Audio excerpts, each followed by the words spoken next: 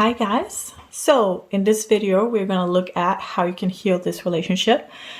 And this is any kind of relationship, romantic, friendship, family, or whatever. So you pick a pile here, whatever attracts you, and you go in the description box below and check out the timestamps, and then you jump to the pile that is yours, that you chose. I want to say this is a general reading, as always, and so take what resonates. I might give examples that is not your story, but if the rest of it resonates, then that's it's still your pile. I haven't I'm not I'm not doing tarot videos. How do you want to say that? How can I'm like permanently? Like I'm not gonna do that for a long time, so there might be a video here and there. And so it's not my usual setting, and therefore there might be something with the sound or the video or however. So I hope you can deal with that. I'm doing my best here with what I got. Yeah, I think that's what I want to say. So if you haven't picked a pile yet, put the video on pause because we're going to jump to pile number 1 now. So pile number 1, let's crystal. This one, purple. So, what is this in English? Oh, my brain just went numb. Amethyst. Yeah, so this to me represents crown chakra,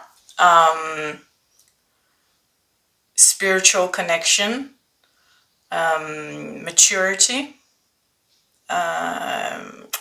evolved, I want to say. So I think this connection is like you've known each other for a long time, and if you haven't, there's something about past lives in here, because I feel like walking together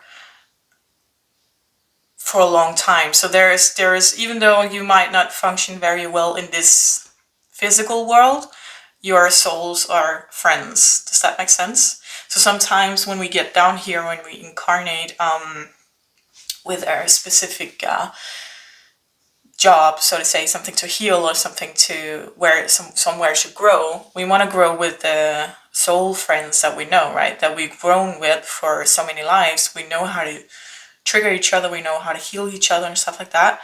We don't know that when we are here, when we're incarnated. Of course, we forgot about this. But so regardless of how your relationship is, and this can be friendship, romantic, family bond, whatever it is, you're definitely soul friends. So your souls are friends, right?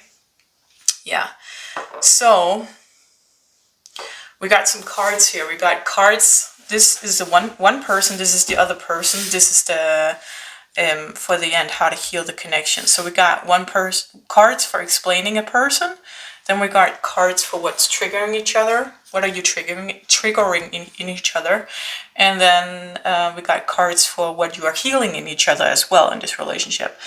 And then we're going to look at this, which is an overall healing of the relationship. So let's put that up here.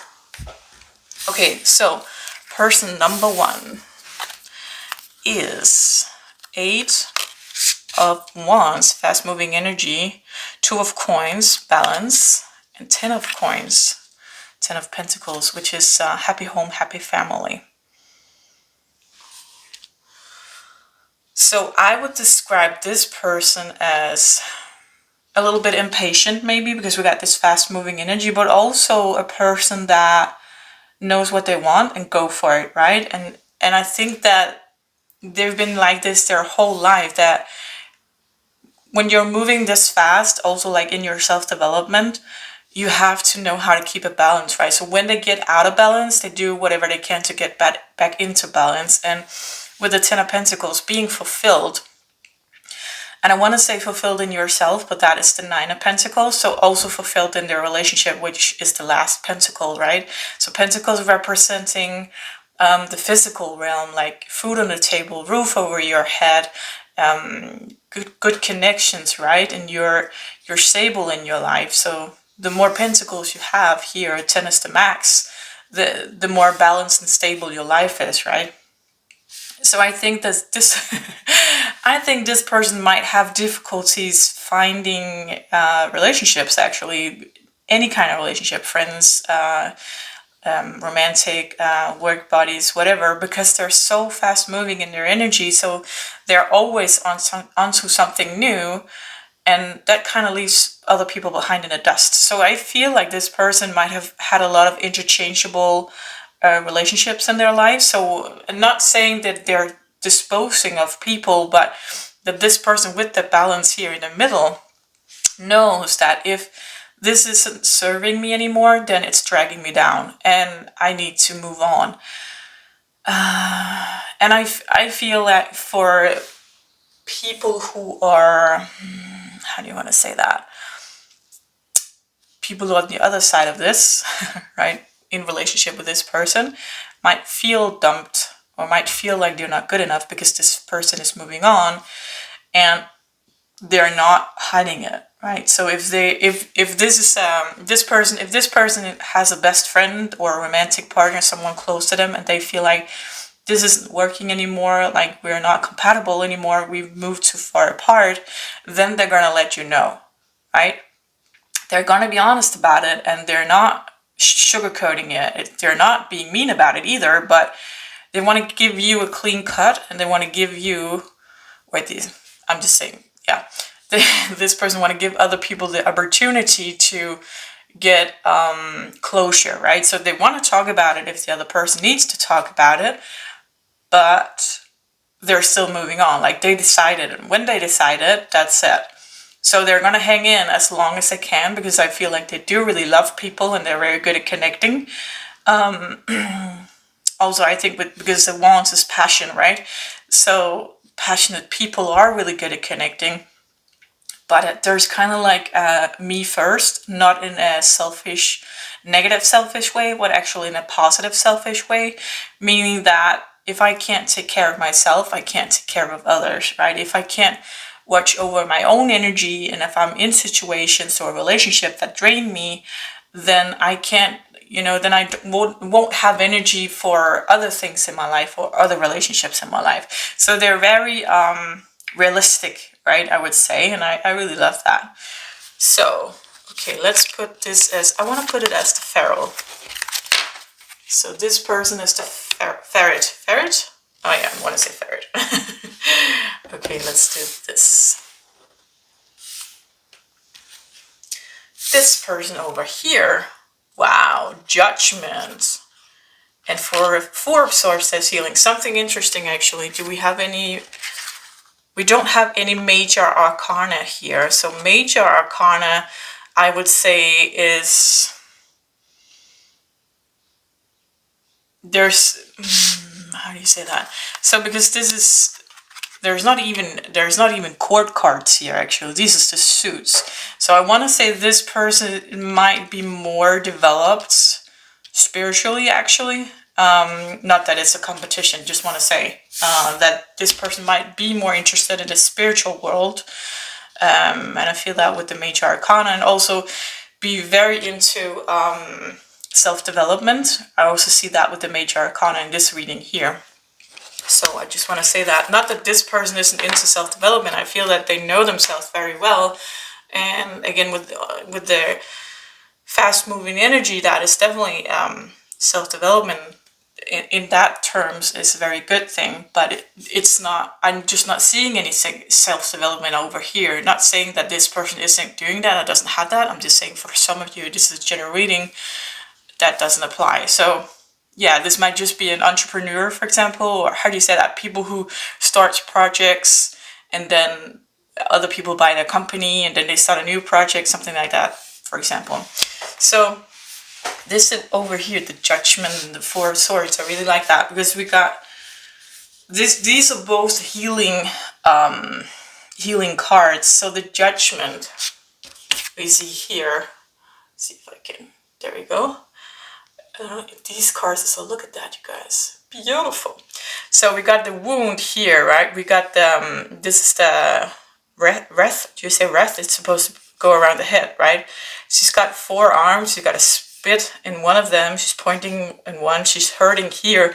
A lot of things is going on, just like this one over here with their energy is also like a lot is going on, but they're good at wrapping up the loose ends. I want to say to move on, to not be dragged down by energy. But it's kind of like this person, everything is happening at once.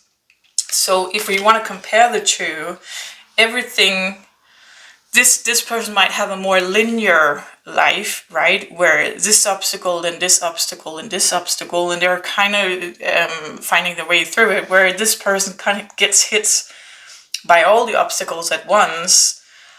And I feel like there's no tower here, but I feel like this person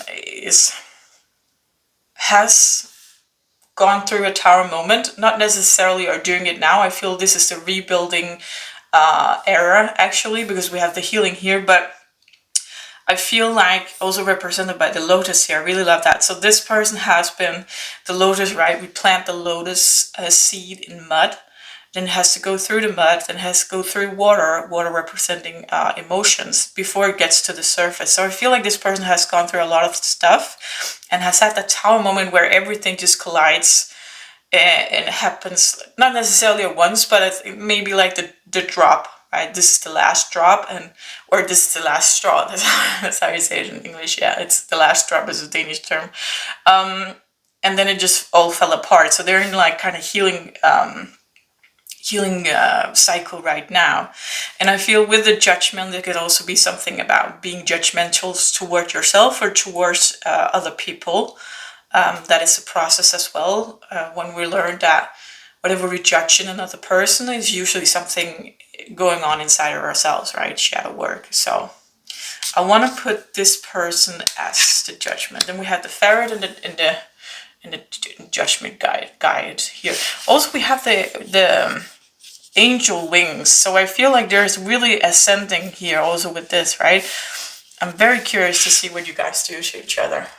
So we're going to take a look at first where you trigger each other, and then where you heal each other, right? So the trigger is what is difficult, and the healing is what you're, healing, healing in each other. So what does this judgment trigger in the ferret?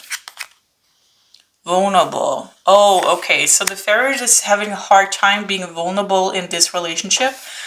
Maybe because they feel this person over here is judging them, right? I feel there's kind of a victim mentality from over here saying that, oh, well, you don't know what I'm going through. And this person is like, well, actually I do. I've been through all of those stuff. But the thing is, and that might be true, but the thing is, you didn't do it all at once, right? This person didn't do it all at once, but this person is. And they haven't had it easy before that either. So they've always been struggling some kind of way here. And this person has always managed to get through in some kind of way, I want to say. So this person might have the idea that, well, everything is manageable and you can get over anything. Like, so they might have a hard time understanding what's going on over here. Not being judgmental, but kind of they don't get it, right? Because it wasn't easy for them, but they got through it. So they're having a hard time maybe understanding why this person over here is struggling or not getting through it, right? Why the ferret might see the judgment person here as kind of stuck. But anyhow, so the ferret, I love this. Okay, so because this judgment person is so in their feelings and going through so many things, opening up here, we got the wound and the forearms pointing in every direction. There's so much going on that they're triggering this person over here. Oh, that's interesting. To actually look at the things that they haven't tied up. So that's a twist, huh? So I told you before, they're good at tying loose ends to move on, but turns out not always. So I think this person sometimes cuts corners. So they will be honest with you if they're honest with themselves, and that's the thing. this is an honest person, but you can't be honest with others if you're not honest with yourself. And I feel like this person is digging deeper. That's why we see a major arcana here and we don't see anything over here. This person is digging deeper. And by digging deeper, they're gonna be in this relationship, the mirroring and stuff like that, and how you affect each other. This person is gonna be, I won't say dragged into stuff, but things from underneath the surface is being stirred up, and that makes this person vulnerable. So yeah, so let's say like there's something in their childhood that they saw it as normal, or maybe they're saying like, well, I can't change it now, so whatever, I got my coping mechanism, so it's fine. You know, whatever, however they try to tie up that loose end, right? And this person isn't doing that. They're like, I need to dig up everything, go through everything, turn every rock, turn every stone. I need to know what is making me bleed, right? So I can stop the bleeding. They are going through it.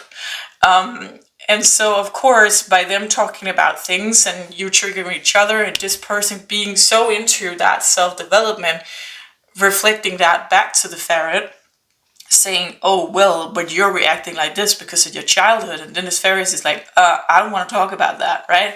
Being vulnerable. So there might be a little, if you're into attachment styles, there might be a little avoidant person over here. And this might be a little bit anxious. Yeah. So what is the ferret triggering and the judgment person? Shy. Oh, toxic masculinity. Oh, prejudice. Love it. Yeah, judgment and prejudice. That goes very well together. How do you want it? Just a second. Here we go. So, I'm not used to this. Like, I did my best with this setting, but this is not my usual. Yeah, I think it's fine. So, what is that's a lot of stuff, you guys. Toxic masculinity. So, with the, oh, wow. this is so jumbled, and so I really get this picture because this person is like all over the place, and somehow because they're withdrawing, I think they might be more fearful, avoidant than anxious actually, because we get this withdrawing, which is the avoidant part, and then we get the anxious part trying to control, which is toxic masculinity here, right? Trying to take control of the situation and maybe avoiding their emotions. And again, with this person being vulnerable, triggers this person into being vulnerable. It's just a mess. And with this, that this person doesn't feel like the ferret understands them. Again, because the ferret, like I talked about, has that, well, we can get through everything or anything, because they're used to, that's how they experience life, right? But as it turned out, it's because they haven't really tied up all the loose ends, but they find a way to cope with it. Whereas this person is like, well, we even got the loose ends here, you guys. That's crazy, right? He's here. This person is kind of like, I need to stop right now everything I'm doing. I need to stop in my track and tie up these loose ends. And it's a big fucking job, okay? Because my life just caught up to me. That's kind of what this is saying. And so they're going through this tremendous healing period in their life, right? Turning everything around and figure out who am I even anymore, right? And with this other person, the ferret here, not fully understanding them, because you only have the perspective from your own life, right? What you've gone through yourself. So it's difficult when you haven't experienced this, and as the ferret, the way of experiencing life is that everything's going to work out. We're going to find a way, right? That's just not always the case. Of course, things is going to work out, but yeah. So I see over here, this judgment person, the ferret is triggering them being judgmental, because they kind of like pull away, saying you don't understand me, so I'm just gonna, I'm not gonna say anything anymore. I'm just gonna observe you, judge you, and use it against you, right? And that makes this person vulnerable, because this person have insight. The more you know about yourself, the more you can understand yourself, the more you can understand what's going on with another person. So this judgment person sees things in the ferret, like for example, childhood stuff, right? It brings it to the surface, kind of not in a good way, because it's in this toxic masculinity energy, trying to like, in trying to get the fairy to understand the judgment person, they are pushing their buttons kind of on purpose, right? This is not something happening as, whoops, I'm sorry, I hurt your feelings. No.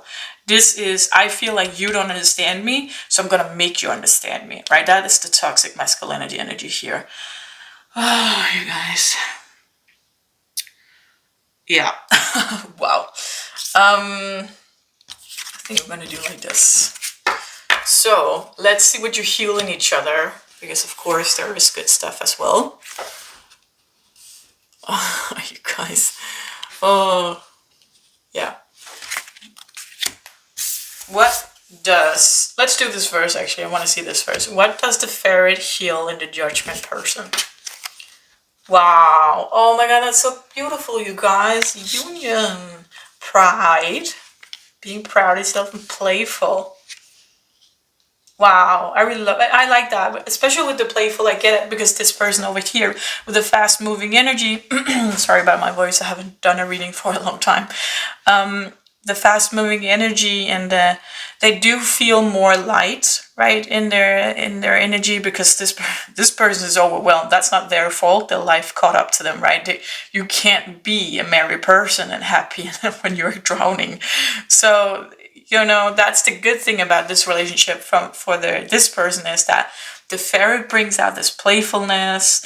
The ferret makes the judgment person feel proud of themselves, spreading their tail feathers, reminding them that everything's going to be okay. You can be who you are. It's okay to take up space, right?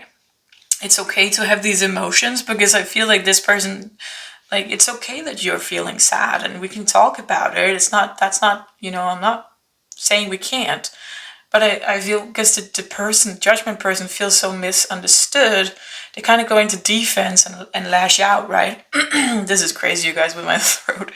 They lash out, and then this person gets like, oh, okay, wow, dude.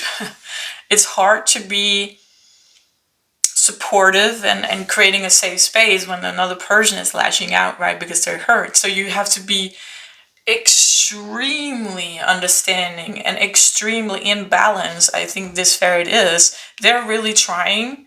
The ferret is really trying to not let that toxic masculinity from the judgment person affect them, because they do know that this is the person lashing out because they're hurt. But we all have like stuff that hurts, right? So when this person intentionally pushes the ferret's buttons, then yeah, what are you going to do, right? You have to defend yourself when you're being attacked. So that's kind of what this person might need to stop doing that. Find another way to make the ferret understand, because that's not healthy for your relationship to do that, push their buttons and attack them in that way. I know you're sensitive. If you're the judgment person, I know you're very sensitive right now and everything's coming up and you just really need support. But you're two people in this relationship. You are affecting the ferret as well. And even though they are not going through the same things that you are, you're their loved one, right? So they are they're having a loved one close to them going through hard shit, and they just want to help, and they don't necessarily always know how. So we have to even though we're in this position where everything is falling apart, we also have to have compassion for other people not always knowing what to do. So be honest. What do you need? Do you need a hug right now? Do you need an advice right now? If they're going into advice mode and you don't want an advice, then tell them and say, I just need a hug right now. You need to communicate, because the other person is not a mind reader, right? Yeah, I really love this. I'm gonna put this here and look at what the judgment brings out, what the judgment heals in the ferret. Vain. And 3 of, is that in the frame? Yeah, it is. And 3 of Wands. So 3 of Wands is about waiting for the ships to come in, right? And I really like that, because we had the fast moving energy up here with the eight of wands, right? So the judgment is healing something in the ferret where they are slowing down actually. And I feel like the ferret yeah, that's beautiful actually. The ferret is really learning in this relationship. They're watching their judgment person suffer, and they really want to help. They don't know how to do it, but they see that they have to put other things on hold or turn it down a bit to be, slowing down the energy to be able to be there for this person, right? So let's say this is a romantic relationship. You're a romantic partner and you have children, right? Let's say this is the husband. Let's say this is the wife. So the husband has all these entrepreneur businesses going on, always inventing something new, always selling a company, always on the move, always doing something, never really sitting still. And this person, let's say they got chronic illness, right? And so they're in bed most of the time and they can't really do anything and their life is kind of disappearing from them. And you used to spread your tail feathers and now they're all broken and you don't want to spread them anymore, right? This person feels broken and they don't feel like themselves. So there might have been a dynamic where this was good, this was fast moving energy, all the projects, and the woman or the wife maybe, let's say, had a part-time job and then took care of the kids and everybody was happy with this arrangement, really, really loved it, it was good, there was harmony, and then this person got sick, right? So this person's life changed, then this person's life has to change too. The way they live life, of course, it changes when your significant other gets that sick, but you have to change, right? The ferret has to change something else too, meaning that the ferret has to turn down the workload to be able to take care of the kids more because this person, the wife, can't do that right now, right? So I feel like the ferret is doing that. They're learning that in this relationship, but it's very hard for them because they've always been fast moving and they're good at balancing. So now they have to learn how to turn down that fast moving energy. And I feel that the vein here is it's not about being vain, so let's not look at the word, but let's look at the picture. Something about looking yourself in the mirror. And again, actually, the thing is that this person, oh yeah, that's so, how do you say that, paradoxical. Because when the judgment triggers, right, the vulnerability in the ferret does look in the mirror. They do introspection. And they do take to heart what the judgment person is saying. But if you're the judgment person, I just really need you to find another way to do that because they're also triggering in a way that isn't good. So it's okay to be triggered in our vulnerability, but if that was a good thing, it would be under healing, right? This is triggers, this is healings. So it's not the way to do it, the way the judgment person is doing it.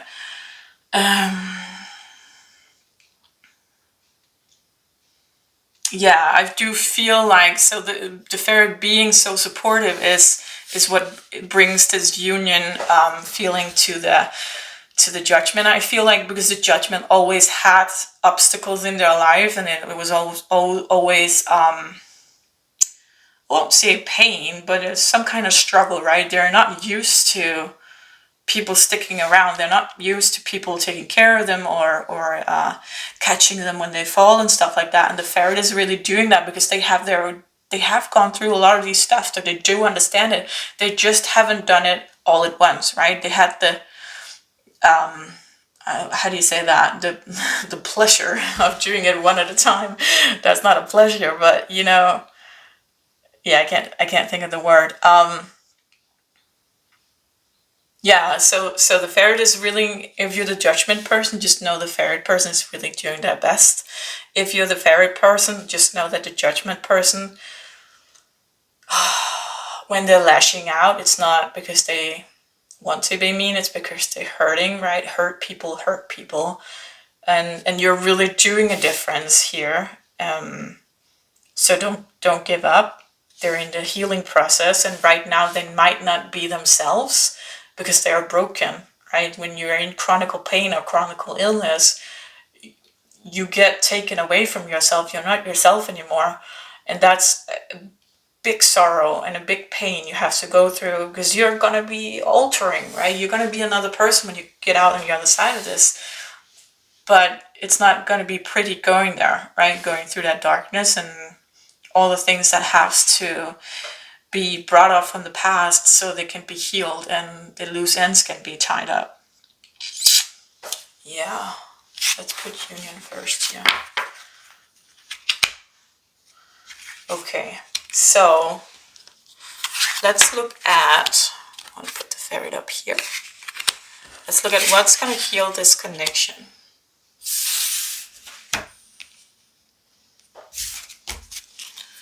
Okay. So Queen of Coins, Lovers, Destiny. I like that because we got it just right next to the amethyst here. So again, Destiny, I mean, this was destined, this relationship, whatever kind of relationship it is. It's your souls, again, are friends, right? So you decided this before you got here. And there's something here about opposites as well. We got the feminine and the masculine showing the chalice and how is that the phallus? I'm not sure, but it's representing the feminine and the masculine, right? So, and we got that here as well. We have the King of Wands. I like that. Very passionate, like, let's say this is the male, like the masculine, feminine, masculine energy, masculine, feminine. Yeah, that could be. But the masculine energy, again, because we had the Eight of Wands, right, being passionate. And then, actually, in the relationship I just explained, that being passionate, having all these projects, then the feminine energy being the Queen of Pentacles, being that mother figure that maybe she's working part-time, but she's like mostly want to take care of her kids and create a good and stable home, and you know, being there as they grow up, right? That, I think that's a great example of these two, actually. The Fool card, yeah, so the butterfly lighting up here, we got transformation. So there's definitely transformation in this relationship. And Seven of Wands, King of Pentacles. Okay. You guys, I love it. Okay, so King of Pentacles, Queen of Pentacles. As I was explaining, I'm just going with the example that I've been using so far with this relationship being romantic, and we got the masculine energy and the feminine energy, right? So the masculine energy, because the things is changing so drastically in the feminine person's energy here, that affects the masculine, of course. And so the masculine has to go and also change from King of Wands to King of Pentacles, because this person over here can no longer be Queen of Pentacles. Right now, she's no queen at all. Like, there's no room for that. There's so much chaos. So she hasn't landed in her new queen energy yet.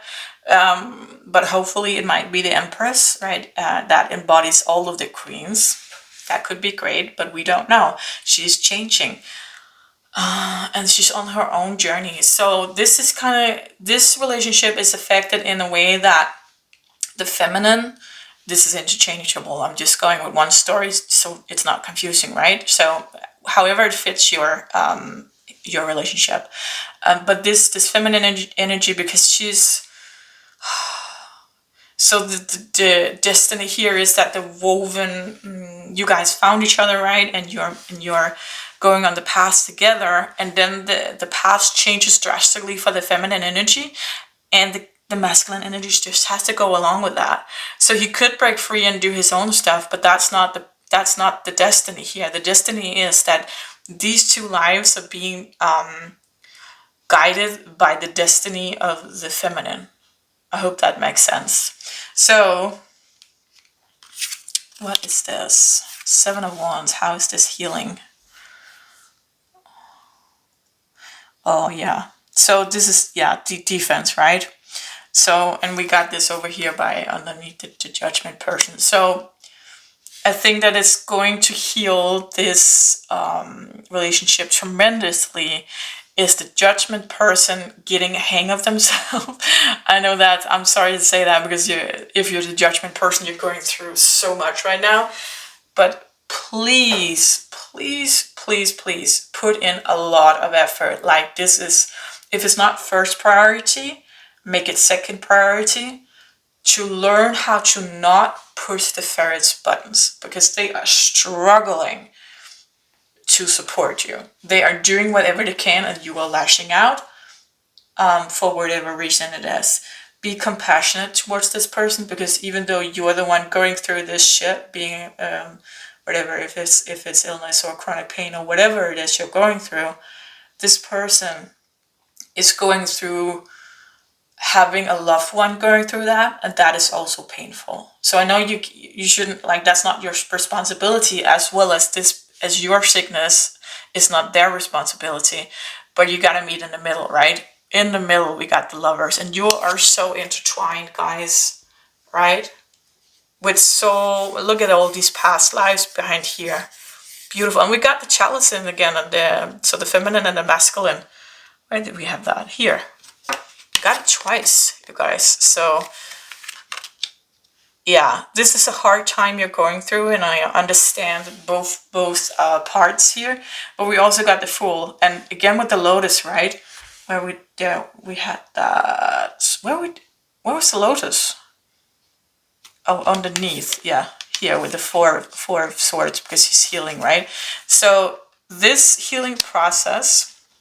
Oh, that's so interesting. The healing process the feminine is going through is going to have a positive effect on not just the relationship, but it's going to heal something in the ferret as well. And I feel like the ferret, in that slowing down energy and going from the King of Wands, being very passionate, going into the King of Pentacles energy, is going to make them more, like, they're kind of going to grow up. So they're still over here a bit immature, but not,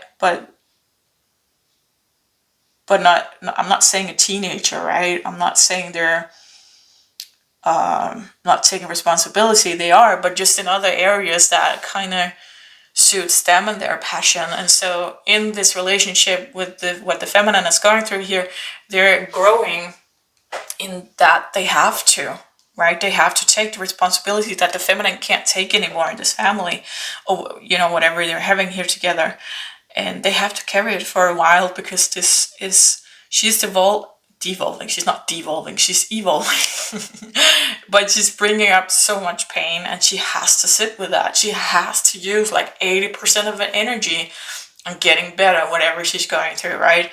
And that means that, you know, the masculine has to take over for that period of time. And I can't tell you how long that's going to be, but I just know this is a process, and it's very hard. It's digging deep, but it's going to be beautiful on the other side. Beautiful. And she's going to be so balanced when she gets there, and it's going to be, actually, I feel like when she gets there, the relationship can kind of relax again, and that's going to trigger something in the ferret, in the masculine, that then he gets to grow like rapidly again. His energy, right? Fast forward moving energy here is gonna how do you want to say that? Oh yeah, his family guy, right? Fast forward moving energy, that's gonna go into his self-development, actually, when she's done with her, because then there's gonna be room for him, and she's gonna be into balance, and she's gonna go be that kind of mom again that she really loved being, right? And she's gonna catch up on lost time, and he's gonna be more able to. That's what he's really learning in this relationship, right? Being vulnerable, even though it's in the trigger part, but when she learns to stop pushing his button, this is gonna go. And that was the only trigger, you guys. That's the only card. She has like 3 cards, right? This is the only card for triggers. And when she stops pushing his buttons, and meet him in a way that is more compassionate and loving, then then that vulnerable trigger is going to go down to the healing parts with these, like looking yourself in the mirror and slowing down your energy, right? I think that's so beautiful, you guys. So, yeah, wow. Pile number 1, this is what I have for you. I hope this makes sense. And if it did, please give the video a thumbs up so we get out to more people who needs to hear that. And until next time, take care. Bye. Pile number 2, how can you heal this relationship? So let's start out with getting a crystal for you. There we go. This one. So we got 2 persons here, person 1, person 2. We're going to take a look at who they are in this relationship. We're going to take a look at what you trigger in each other, and then we're going to take a look at what you heal in each other. And then these cards here is the overall how to heal the relationship. And we're going to do those last. I want to do, this is kind of distracting. I'm going to do it like that. So I can't remember the name of this crystal. It's not a crystal clear quartz. It's something else. It was actually a very expensive crystal. I have it written down somewhere, but yeah, I've never been really good at crystal names. But this is something about spiritual development, I feel. Something about getting clearer, right? Because we got some of it's difficult to see through. You can't really see through, and then it turns into something. Still, it's not totally see through because we got these. I don't know if you can see that. I think you can. Like, it's not flat. I don't know why they cut it like that, because this is flat, right? But yeah, and you can't see it, but it's slightly pink as well. So something becoming more clear in this relationship, I think. So again, this, as I said in the intro, this can be romantic, family, friends. It doesn't really matter. Whatever, your situation is, apply it here. If something romantic comes up as an example and it's not romantic, then just, it's just an example. There's a lot of people watching. Well, not a lot. It's a general reading. Okay. Yeah. So let's take a look at who is this person over here in the relationship. A Princess of Wands. That must be. I'm just so confused when they call it something else that it, in the original. I'm guessing that would be the page, a princess, right? And this is actually curious because usually I see this. What do you call that? Looking? No, that's not a looking glass. That's spyglass, right? I see that with the page of swords, actually. But yeah, okay. And we got the sun. Oh, okay, that's nice. And 7 of Pentacles. I love this deck. It's so beautiful. So explaining this person, I'm just going to put these over here. With the Apprentice being a young person, right? And the sun is also normally depicted with a child on a horse. I would say this person is pretty, I'm not going to put an age to it, but in personality, pretty young, right? And explorative, I want to say, with the spyglass here. Wands is also an energy that's very passionate, and we got the sun here with flowers growing and light, nourishing the ground, and also with the 7 of Pentacles, right? Reaping what you sow, but you have to sow something first. So I would say this person is very curious. They might be into gardening and planting nature and stuff like that. We got a lot of that going on here. They might be a little whimsical, I feel. Maybe a little, there's some fantasy, like fairies, elves, stuff like that, trolls, maybe even. What else we got? I always see this 7 of Pentacles, because we see a contract here, as something like it's destined. There's something destined here.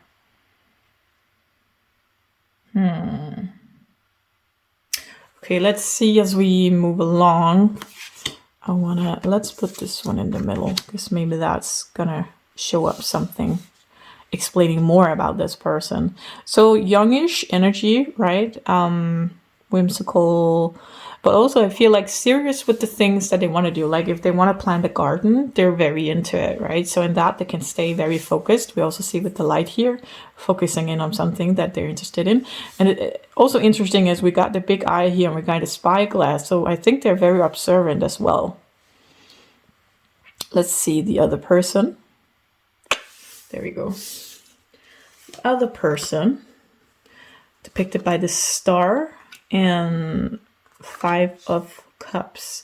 So 5 of Cups is a card that speaks of kind of being stuck on the negative, and usually it's depicted with 3 cups fallen over, that's empty now, and then 2 cups upright.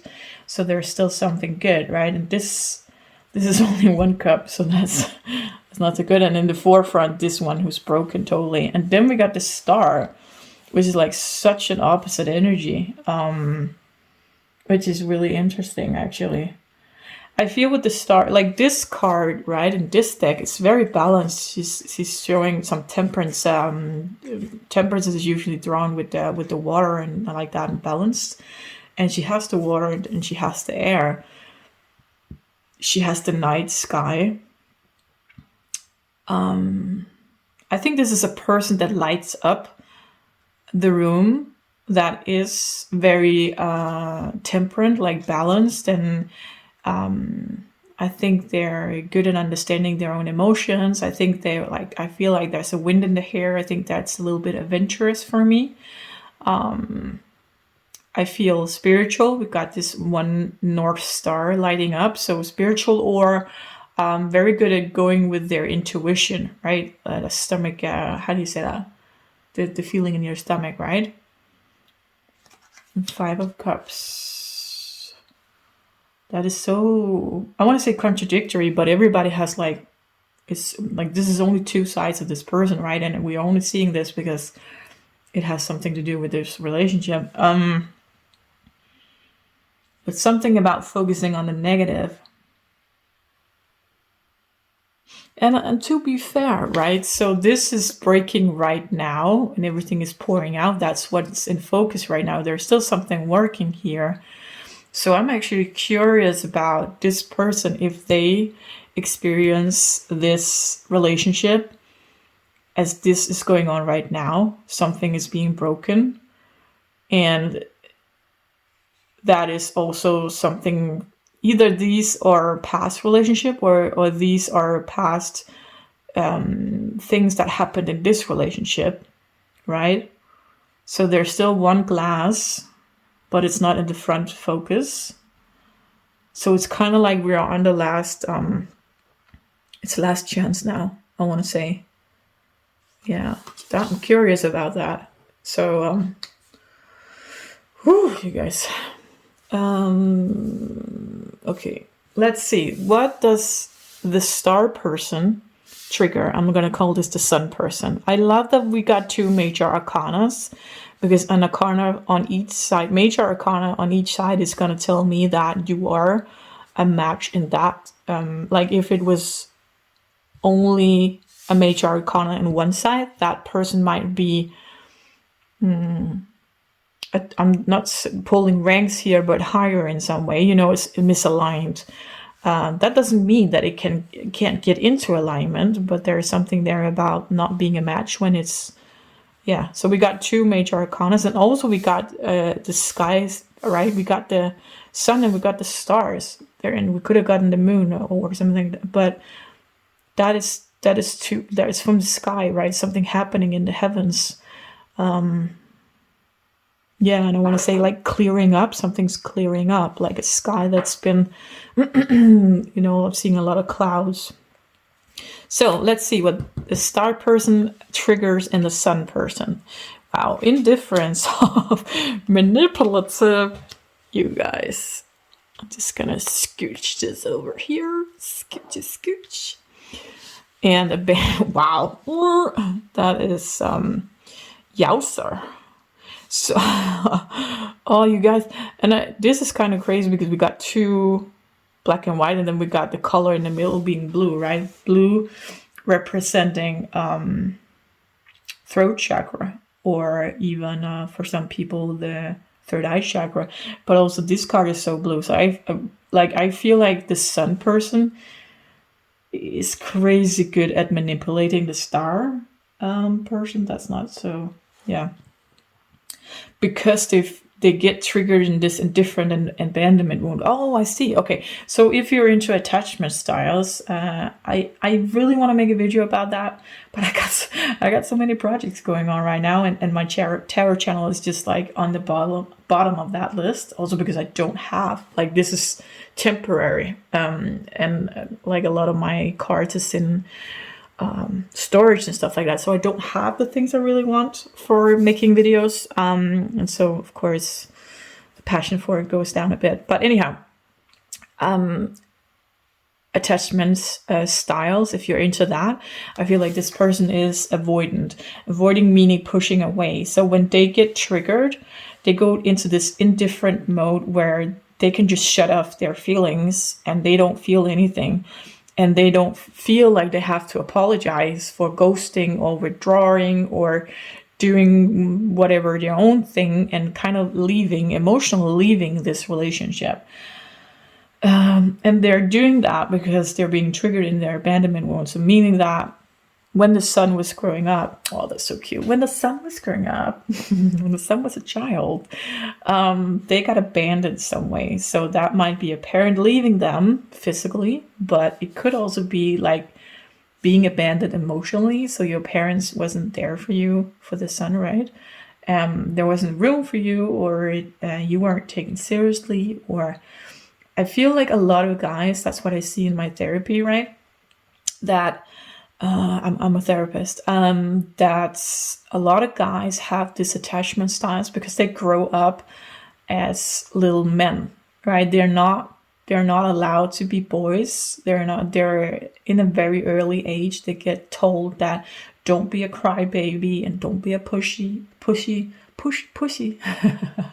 Don't cry.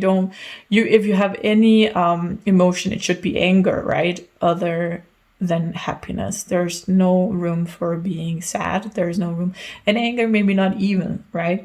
So they're being taught that, that's not room for you and you need to pull yourself together and stuff like that. They're not being allowed to being children. And there's no, like in this, the son person grew up where there wasn't any grown-ups taking care of them. So that could be physically, like maybe you're grown up with parents who's addicted or work a lot, or your parents get divorced and there's a lot going on there. One of your parents disappear from your life, or maybe you have both parents, but they're not emotionally there, right? They're emotionally abandoning you all the time. So that can turn into being indifferent and saying, okay, I don't trust people. I can just shut off my emotions. I don't want to feel like this. So they withdraw into themselves. And I feel like it's very interesting with this manipulative. I feel it goes very well together actually with being, what did I say? How do you say that? Perception. No, there are. Oh my god, it's so annoying. Like the spyglass, right? And the eye, they're perceptive, yeah. So with being perceptive, they can like use that information to kind of bend their world and maybe gaslight a little bit. I don't have a card. This is my deck I created, my shadow deck. I don't have a card for gaslighting, so that will go with manipulation, meaning that when the star person is confronting the sun with, hey, why are you ghosting me, or why are you withdrawing? The sun will like gaslight and manipulate and say, oh, I'm not. You're seeing the situation different. You're too sensitive, right? Stuff like that. And that kind of breaks the trust, because the star is then being told they're wrong because the sun doesn't want to take accountability for their own emotions, right? And where they're getting triggered. So interesting, you guys. Let's see where where the sun triggers the star. I love that. So we got one card. Ooh, toxic masculinity. Yup. We had that in pile 1 as well. That's very interesting, actually. So the sun is, when the star gets triggered by the sun, they go into toxic masculinity. That doesn't mean that this person is a man. Toxic masculinity is that unbalanced patriarch feeling that the man is better than the woman, meaning if this is a woman and this is a man, this person might say, I'm better than you. So it doesn't have to be the man being better than the woman, but this person kind of elevating themselves, pushing the sun down to feel bigger themselves. And that's the power struggle, definitely. I see here with the manipulation when the sun does this, and that makes the star feel like they are wrong and bad and broken and whatever, and that just triggers the star into going into this, you know what, I'm too good for this. Like, you don't even got the brains to figure out what's going on here. Like, they get toxic, right? And I feel this is so interesting because the star here being a person that lights up the room, I feel they're very charismatic, and I feel like if they're in a good mood, that's going to affect the whole room and make other people in a good mood. If they're in a bad mood, that's going to affect the whole room and draw everyone down. Like, they're so charismatic in that way, and so like their energy is so eminent from their body. Like, let's say we all have an aura, right? Actually, like this light just around her up here, we see. Let's say that's the aura just around the body. So the aura can expand and take up more space, and it can withdraw and go right across the skin, right? Taking up less space, depending on who you are as a person and what you've gone through and what emotions you're in and stuff like that. So let's say this person, their aura is like filling out the whole card, right? With whatever emotion they're in. So they do take up a lot of space in that sense. So for them, again, we have like also with the negative. So if they're in the negative, it's not just gonna, we see fractures here in the glass, but it can get to a point where things break because they get so toxic in the toxic masculinity when they get triggered in certain points. And those are the points that the sun can trigger them. I feel like toxic masculinity is also about taking up space, and it's about, right, we see this kind of Viking guy spreading his legs and his arms are out, and he's bare on the chest, kind of feeling, oh, look at me, I'm a strong guy, drinking beer, of course, alcohol. So there can be something about consuming drugs or alcohol or gambling or sex addiction, stuff like that. That is also in the toxic masculinity.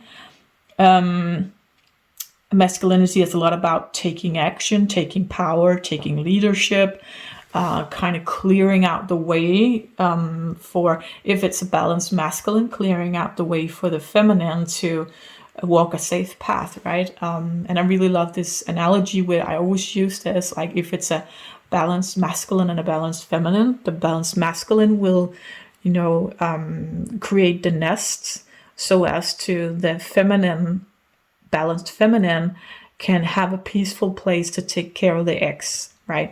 That's kind of like also patriarchy with the man providing for the money and the woman taking care of the children. I know it's not like that today, but just winding it down to like basic biology in animals, right? So yeah, I think these you guys, I think you trigger something really crazy in each other. I gotta say that. Yeah. Let's see what you heal in each other. I hope it's something good, because this does not look good right now, I gotta say. So, what does the star heal in the sun? Introspective. Okay, that's interesting. So the star is somehow making the sun being more introspective. Okay, I want to say that's not necessarily a good thing. I want to say that because it's not necessarily the star doing it, it might be this relationship. So meaning it could be, I'm going to give you two scenarios here. It could be the positive, that the star is into self-development, knows a lot about it, knows a lot about love patterns, attachment styles, childhood wounds and stuff like that, and they're sharing their knowledge with the sun, which makes the sun introspective and looking at where their past and what they got with them, and why they are the way they are, think the way they think, feel the way they feel, stuff like that. That could be the situation, and that's definitely positive. There could be another situation where the sun is forced to be introspective and look at the patterns, because they got this abandonment pattern, right? That's the abandonment wound they got with them, and this person is triggering that abandonment wound. And when they're being toxic, right, in their toxic masculinity, putting the sun down, making them feel smaller. The sun is going into introspective mode and has to find that strength within them, saying, no, it's not me that's broken, it's this relationship that's not working. Do you know what I'm saying? So there could be, there's positive and negative ways of this being a healing aspect. Let's see what the healing aspect is. What does the sun heal in the star? Flexible, toxic positivity, and shy. Okay. Shy, I'm feeling like, so coming out of your shell. This is not really a shy person, but I feel like, oh, sigh. This is so heavy energy, you guys. It's crazy, man. You must be like, you must have a weight on your shoulder, no matter if you're the sun or the star in this relationship. That's just so heavy. But it is pulling out something. The sun is pulling out something in the star that the star doesn't see about themselves. That is healing aspect. I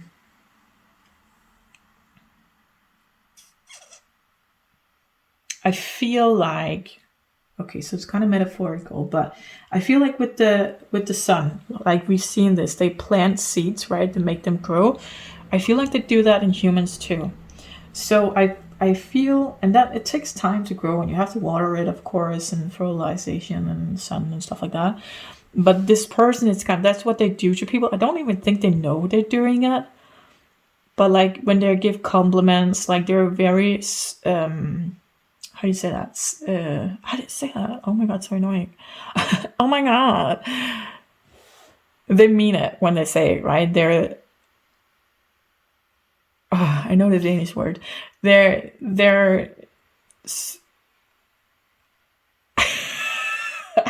never mind. They mean what they say, and they're good at giving compliments. They're good at finding the good stuff in other people and kind of lifting that up, right? So that's kind of the opposite of what the star is doing when they're triggered. They push people down, and I feel like for the sun, that is so unnatural. That is not unnatural. That is so far away from how they are as a person, because they always want to lift people up, right?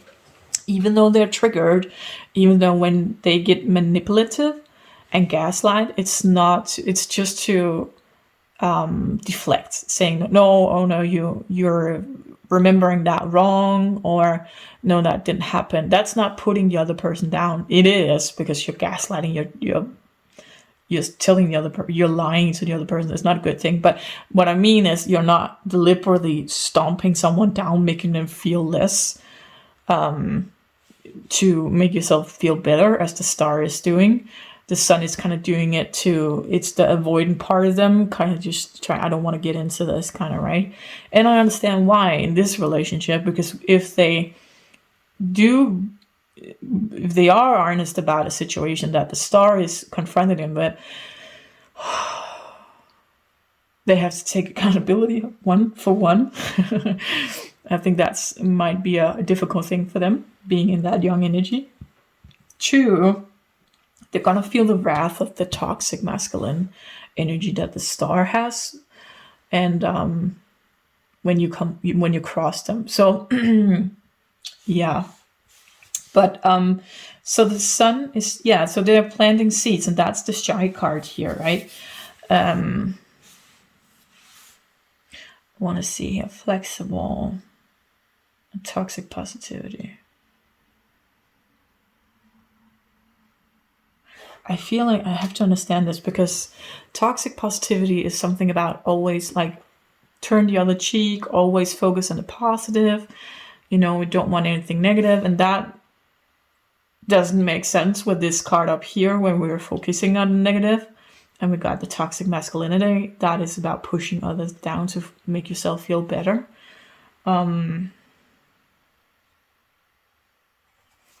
So if we just look at the picture, what is the sun healing in the star? I need more cards on this, you guys. Flexible, that's a good thing. I'm not getting any examples, but maybe if that's your situation. I'm just gonna see if I can get more cards on this toxic positivity. What is this toxic positivity about, you guys? Eight of Swords. Oh, there was a card here as well. Just a second. Eight of Swords, Knight of Swords.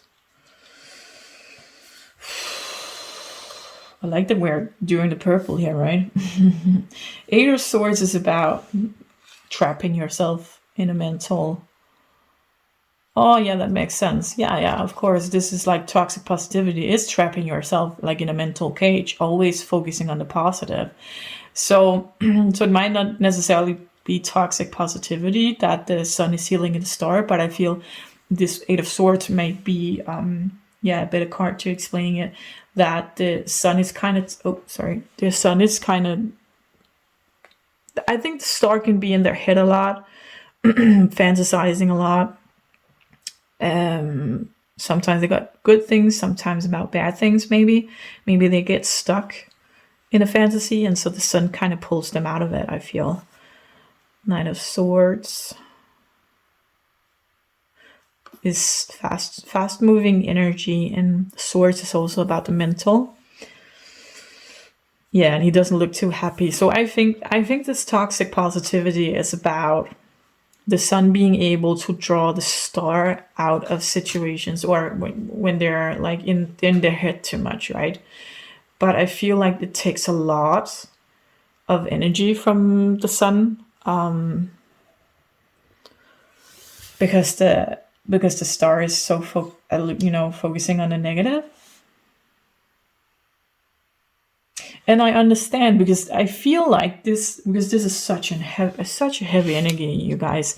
And I feel like the star, funny thing is, the feeling I get here is, even though they get like vicious with the toxic masculinity, when they're not in the toxic masculinity, when they're in the star energy, they're very forgiving, and they're very, that's fine. Let's not talk about it. It's fine. And that really helps the sun, because the sun, the abandonment, avoidant part of them feeling like, we don't have to talk about it, so we don't have to get into it. So I feel with that, the star actually, I feel like they're saying it because they're really feeling it. They're not saying, let's not talk about it, and then they bring it up later. They might do, but it's not intentional, right? When they're saying, let's not talk about it, it's fine, it's water under the bridge, right? It might come up again still later on, not because they were saving it, but because you guys didn't talk about it, and you guys just try to make it go away without talking about it. And that's what's breaking the glasses, right? The glass, is that the glasses? Yeah, the glass. So I feel like the star is like, okay, we are on the last straw now, right? This is the last chance of making this relationship work. So, let's take a look at what can heal this relationship.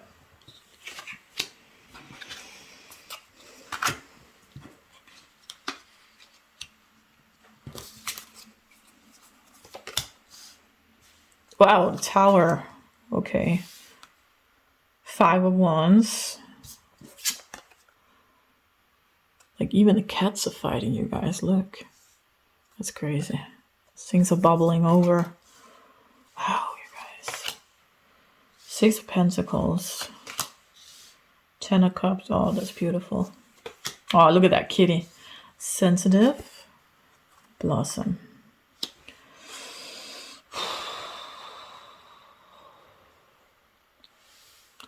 So what can make this relationship heal? Just give me a second. This is such a heavy energy. It's really hard for me to be in because it takes a toll on my body.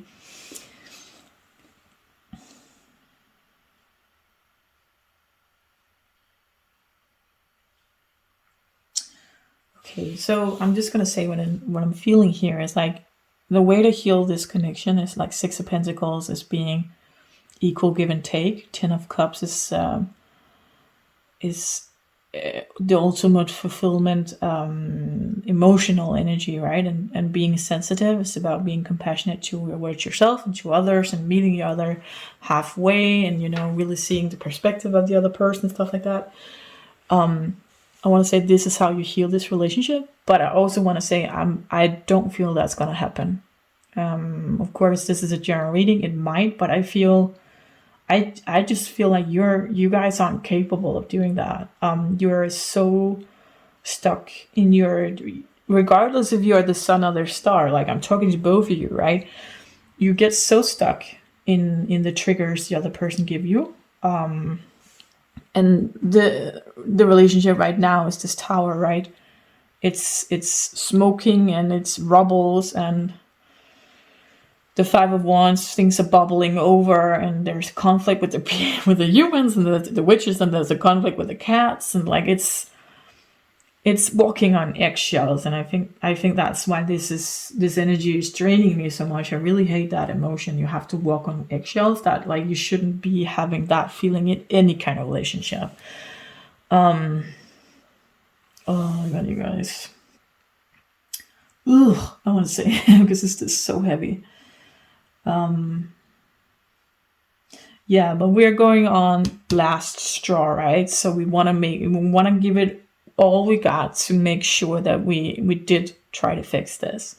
So first things first, tear down the rest of the tower, because we can't build on this, right? So we have to tear down. That means sitting down, having a conversation, the sun and the star, talking about whatever needs to be talked about from from the past. We got all the broken glasses here, right? Everything, turn every stone. This might be a conversation that you have to have like 10 times.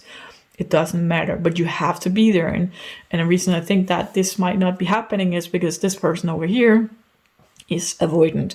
So being that avoidant person kind of just leaves it be, right? It's easy to just sweep it under the rug. But you're going to stay in that youthful energy, I want to say, immature energy. This is your chance to actually grow. And this relationship can help you grow and be more mature. Because I feel like the star does have like perception, and I want to see it from other people's point of view. It's just when they get triggered, they get really nasty. You guys, they do. They get toxic as shit. And that's their defense. And the sun's defense is to push away, right? And kind of just run away, sweep things under the rug. So yeah, if you want to heal this relationship, you have to tear down the tower first. You have to look at what is making the kettle boil to this point where it overruns, and like there's fire in the floor, even, you guys. That's just, it's crazy. What is creating these conflicts, and what can we do to meet each other? So what you can do here is, I feel like this is kind of a date. So regardless of you being family, friends, romantic partners, or whatever, taking time away, go on a picnic, go into nature, go exploring things, go have some fun, go invest in each other, not just do the usual things that you always do. And then the Six of Pentacles is giving and receiving equally, meaning that, so you have a problem, we talk about that, and then the other person has a problem, we talk about that. So it's not one person always solving the other person's problems, and it's not one person always taking care of the other one. Like you have to find a balance here. And being sensitive, and I want to say compassionate, towards yourself, towards the other person, and meeting each other halfway But you can't do this if you haven't done this, right? So you have to tear down the tower, what's left of the tower first. You have to look at all the grim stuff, you guys, and you do. And if you don't do, and you say, "Oh, fuck this shit," and it ends up blowing up in your face with this person, and you part as not, I don't want to say enemies. What's the opposite of friends? Like, it's not enemies, but it's like unfriendship. How do you say unfriendshiply? Like, there would be a lot of drama, and you leave on a bad note. Is that how you say it? Right? You don't really want to do that. So I want to say well, it can still happen even though you try to fix it. But I'm just saying that, yeah. If you want to fix this, if you want to heal this relationship, it's gonna be tough, and you're gonna have to take care of your triggers, right? Whatever the other person is triggering you, and really calm that down, right, inside of you. Really, recognize, I'm getting triggered right now. I just need 5 minutes, 10 minutes, whatever. Be and communicate, right? That's so important. Telling the other person, I feel so triggered right now. I really want to be in this conversation, like in this equal give and take. But right now I feel myself going to this toxic mentality or withdrawing, right? And therefore being manipulative and doing gaslighting. So for this to blossom, it is possible. I know I started off saying it's not, but it will. I feel it will be very difficult because the combination you guys have of triggers, the way you trigger each other. Yeah. So I want to say to you, we don't have to save every friendship for the sake of it, or any relationship for the sake of it. Sometimes it's better to just say, okay, this isn't working, it's not a match, and we're bringing out the worst in each other. Of course, there's good stuff too, otherwise you wouldn't have a relationship. But yeah, and I feel like if it's a parent, for example, or a family member, sister, brother, whatever, there's a lot of people who's like, well, I can't leave, I can't walk away from that relationship because we're family. But yeah, you can. You don't owe them anything. And if it isn't working and you're bringing out the worst in each other, start with a break. And let's say 3 months. And then you take time, those 3 months, to do some introspection and self-development and take a look at what are your triggers, what are your childhood wounds, what is it that this person triggers in you, how can you work with that on yourself, right, on your own. And so when those 3 months has passed, you have moved in your self-development and you're in who you are. But also when you get back in contact with the person, it will be easier to see and recognize, because you had those 3 months of calm, right, where you're not getting triggered by this person. So it would be easier to recognize, I'm getting triggered right now by what they're saying, right? Or I'm being defensive, or I'm lashing out, or whatever you're doing, right? Yeah. And that might be an option for you. So that's totally up to you. So I just wanted to put that out there. It's like, we don't owe anyone anything. And if a relation like this is, you guys, this is such a heavy energy that I'm in here, sitting in your energy. It's not your personal energy. It's the energy that this relationship has. It's so draining. So if you take 3 months break from this person, I think you will realize you will get much more energy, because this relationship is draining you so much, and maybe you don't even know it because you've known each other for a long time, or maybe even forever, right? And so this is just how it is, or it turned into this gradually, so we don't see how it's affecting us. So yeah, I'm done here. I hope this made sense, you guys. If it did, please give the video a thumbs up so we get out to more people who needs to hear it. And until next time, take care. Bye. Pile number 3. Let's see how you heal this relationship. Let's pick a crystal as the first. See what comes out. Ooh, gray rock. Interesting. Yeah, so this relationship might not seem as much on the surface, but I feel like rocks are something symbolic of grounding, actually, and something about the basics. So let's see. So again, like I say in the intro, this can be any kind of relationship, romantic, friendship, family. We have two people here. We have describing their personality. We have what they trigger in each other, what they heal in each other. And then this pile here is the overall, how to heal the relationship. We're going to do that last. So let's take a look at the people. Who are we dealing with here? One person, 10 of Pentacles. We had this in part 1 as well. Knight of Cups. And 6 of Wands is success. So these are very positive cards. Knight of Wands is, Knight of Cups is a very romantic person. And I feel like with the 10 of Pentacles, it's happy home, happy family. So this person is very family orientated. I feel with the Lion here is about strength, but the 6 of Wands talks about success. So I feel like this person is very balanced within themselves, and I feel they are very grounded. They're kind of the romantic type. They're not afraid to tell how they feel and pursue.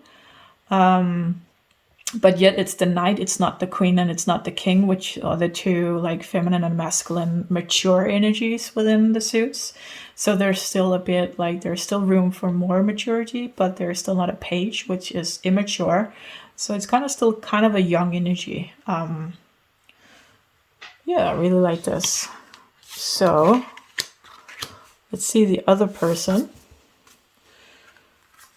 We got 5 of Wands, 5 of Pentacles, 7 of Pentacles. This is this feels very weird, you guys. This feels like, how are these even a couple? So 5 of Wands talks about fighting and disagreement and stuff like that. 5 of Pentacles talks about feeling left out in the cold. 7 of Pentacles is a good one. It's energy of reaping and sowing and reaping, sorry, the right order, and being patient and not reap before, like not plucking the apple before it's ripe, right? But these are so vast different energies, you guys. That is crazy. How is this even a match?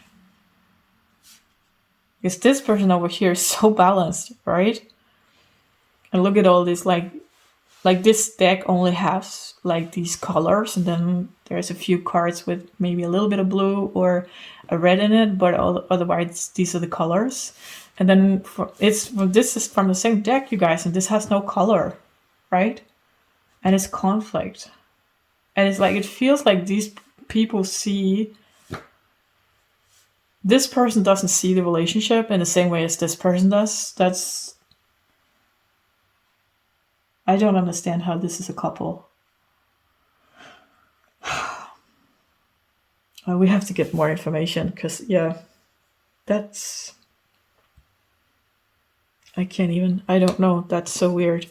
So I'm gonna put 7 of Pentacles guy on top here.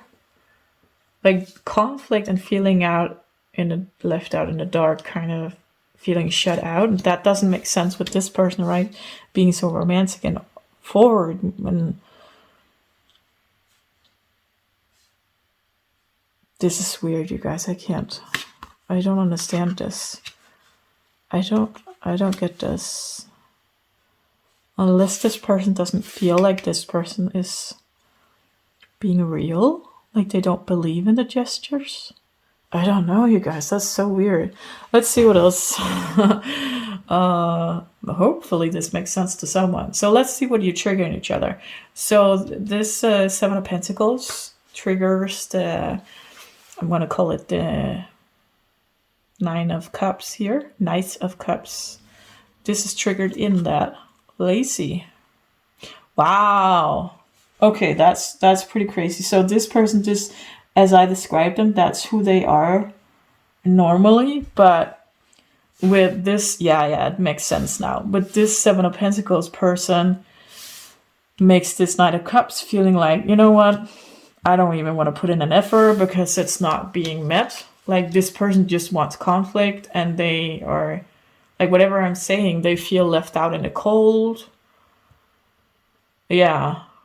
Wow. Okay. So what is what is the Knight of Cups triggering in the Seven of Pentacles person here? Yeah. Defensive. You guys, mother, boring, and separation. Wow. This is like, that's so weird how these are so different. Like two people can have such a different view on this, on the relationship they're in. I've never seen this before, you guys. Oh, I get it now. It's the values point of view. Okay, I see. Because we got the gray rock, right? So to the gray rock, to this person, to the Knight of Cups is like stability, grounding, like all the important things in life we need to build like a good foundation on, right? But to the Pentacles guy here, let's to this person here, it's boring, you know. It's what else you got? Like, so you think you're romantic, right? What's that Shania Twain song? So you think you're Brad Pitt? That doesn't impress me much, right? So wow. Oh my god, you guys, that is so crazy. So this person is feeling like this person is giving the bare minimum because they're giving a gray rock. Oh, look, I gave you a gray rock. And this person's like, I'm giving you stability. And this person's like, that's a gray rock. That's not, like, I want a diamond on my ring. That's not, what is this? That doesn't impress me much, right? And so with that, they get defensive. I see here through there's a mother here in the triggering. So this could be like, there's different scenarios, of course, but I'm just going to throw a scenario out there. Let's say this is a mother-daughter relationship. This being the daughter over here is saying, like, you're giving me the bare minimum. And the mother here is like thinking they're doing the best, like giving the best life they can to the daughter who's now grown up, right? And the daughter is like, I'm looking back at all the shit I had to go through in my childhood. And the mother's like, yeah, but now I'm 10 of Pentacles and now I'm 6 of Wands. Now I can give you all of this, right? I'm giving you this emotional cup. I want to give you like, I really want to give you all of this that I couldn't give you growing up. And the daughter is like, yeah, you know what? That's just a rock. I need you to give me more than that. But the mother doesn't have any more. Like for this person over here, that's a lot because they came from nothing. You know what I'm saying? They have their own issues and their baggage as well, but they're in a good place, feeling like they're in a really good place. This person is not seeing it. So this is just an example with a mother-daughter. It could be a friendship, could be a romantic relationship, whatever it is. But yeah, I definitely feel like this person is triggered and being defensive and not feeling seen and heard by this other person. Feels like there's this. So the conflict card here is also about like conflicts from the past that this person kind of just, how do you say that? Swipe under the rug. Like, oh, but it happened so long ago. Yes, but it's still a thing in me. Inside of me, this is growing. And I want to pick it. I want to remove the bad fruits. But to do that, I need you to participate. And you're giving me a fucking rock. What is this? What is this? Right? That's what I'm feeling here. So this person kind of like, oh, well, don't even want to try then if it's not being appreciated. Like really, like, you know, that boomer energy. Well, if you're not happy with a can of tuna, then I can't help you. And this person over here is like, oh God, yeah, that's fine, you know. So I'm not saying this person isn't taking accountability if you're this person over here. If you're the cat, I'm just saying this person isn't getting that whatever you're giving is not what they want to receive. That's what I want to say. So this person has to check in with this person. What is it that you want from me? And be open when this person say, we need to go through all these plants in our mutual garden and take up off the rotten fruit. And we have to go all the way back to the most farthest away part of the garden to make sure the rest of the garden is healthy too. Okay? Whereas this person is kind of, oh, can we just walk in like here? There's roses here, that's fine, we can just sit here. And this person's like, well, there's an orchard in the back of the garden with rotten apples on it. We need to, like, there's going to be wasps, there's going to be other animals, there's going to be pests that's going to affect the roses. Okay? We need to take care of that. And that's frustrating if this is the daughter taking emotional control, being the adult and saying, we need to fix this, to the person who should be the adult. You know what I'm saying? This is so frustrating to that person. Like, there's so many things, there's conflicts, there's every time this person sweeps something under the rug, this person feels the separation and feels the being shut out, right? That makes them defensive. Yeah.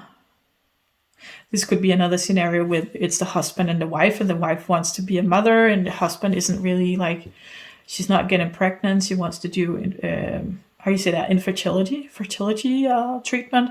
And he's like, oh no, it's fine. You know, not really taking hand of her, not really supporting her. She's going to go through all the fertility stuff. Like, that's her body.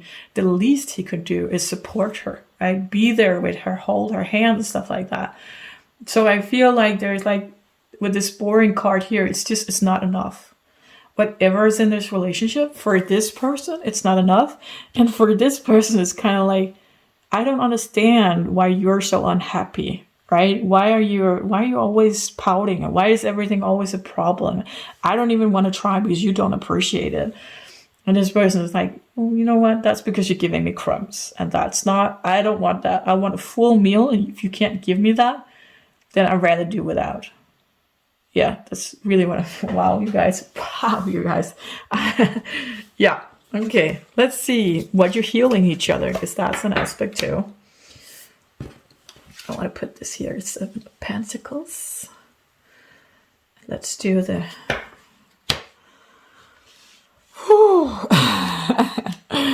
But I will say that it feels like this person has come a long way, but it's still not enough, right? Sorry to say so. In this relationship, at least, it might be in another one. So, what does the 7 of Pentacles heal in the Knight of Cups? Feminine and funny. Oh, I love that.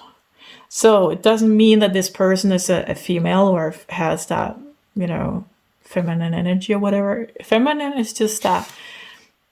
Yeah, it makes so much sense, because I feel like this person has to be in the masculine energy, creating space and safe space, and taking that, being that emotional grown-up in this relationship that is not equal, right? So so what the Pentacles person here is healing in the Knight of Cups is the feminine energy, which is the receiving energy, which is the energy of flow, which is the energy of feeling good in your body. And I feel there's a bit of sexual energy for some as well. Being submissive, but not in a bad way, but like letting go of control, like letting life flow, right? And the funny thing is, I love that. So there might be a lot of humor between you guys and this person here. That's really how they bond. And yeah, I like it. I really like it. It's beautiful. They feel very safe. So the Pentacles person makes the Knight of Cups feel very safe. Sorry, that's sometimes when I channel, you get these kind of hiccups. So, what does the Knight of Cups heal in the 7 of Pentacles? We only have one. Sexy. Okay, so I want to say, if this is not a romantic relationship, then the Knight of Cups is not healing anything in this person. Just want to say that. If it's a romantic relationship, no, it doesn't have to be, but if it's a physical, like if this is a mother and this is a daughter, obviously this is not, that's not, then throw this out the window and then we have no cards, right? So if you're the Seven of Pentacles and you can't recognize the sexy energy in this relationship, then there's no cards for you, meaning then there's no healing from this other person. You're trying to fix something that doesn't give you anything. And that's the first pile I experienced that, I want to say. So for all the negative stuff that's pulling you down, there's nothing to outweigh that. So, but if you feel like the sexy makes sense, if it doesn't, we have these cards still. So, just fast forward till you see me show those if you want to know how to heal this relationship. If you feel like the sexy, like maybe you're in a relationship with a person where you do have the sexual energy, this is what you're healing in you. And I feel like actually this is, so you don't really, I feel if you're this Seven of Pentacles person, I feel like you have to accept that what you get from this person is what you get. Like they're not gonna give you anything more than that, probably, because they feel like they're giving you a lot, right? And if they feel that, how are you gonna make them give you more, right? You can't, because they don't really have anything more to give. And it might also be what's represented here with the stone, like they have the bare minimum to give you, so that's what they're giving you, and that's, to them it's a lot, right? If you have $100 and if you have $1, if you only have $1 and you're giving all that away, it's nothing. Like $1 is nothing compared to the $100, right? But if that's all you had, then you're giving it all away. So this person, this person needs $100. This person only has $1, but they're giving the whole of the $1 to this person. Do you see what I'm saying? So this person will always be needing $99 because this person can only give one, but they did get the whole one. So I'm just saying it's not a match. I'm really curious about these cards because this is not a match. Whatever this relationship is, there is no equal give and take. This person is the losing team, definitely.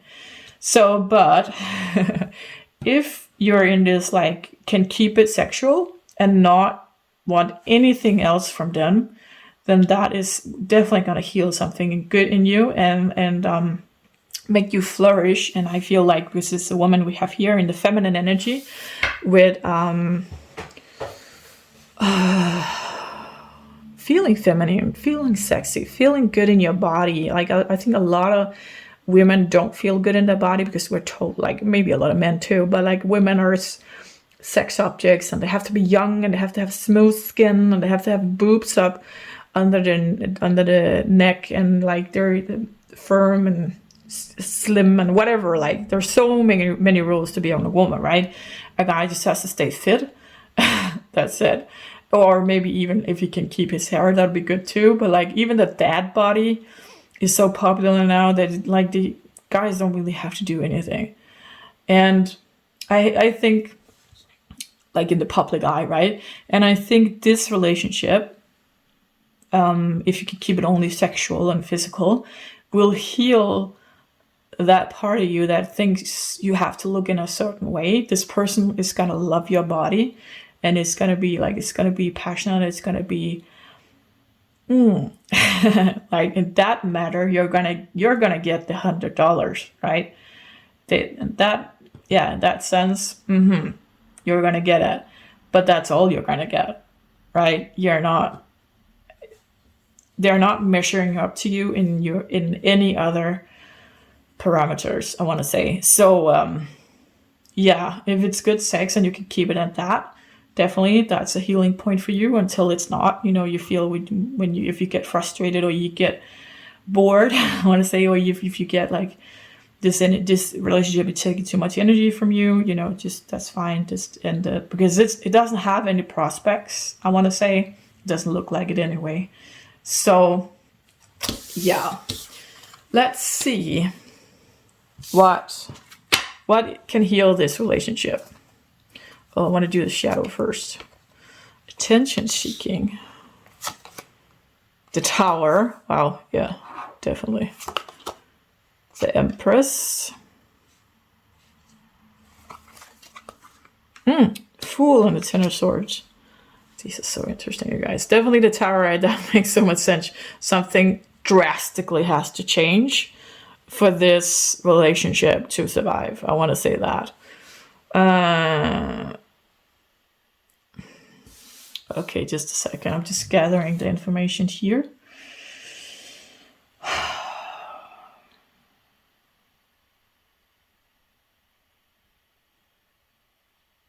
The Tower, everything being torn down. The Fool being like, I think this relationship needs a break. I think for this relationship to survive, it needs a break. I just talked about this in pile number 2 as well, actually, that was a possibility. But for this, I feel this needs a break. There's so many, look at all these, like this is 10 swords, you guys. That's so much pain.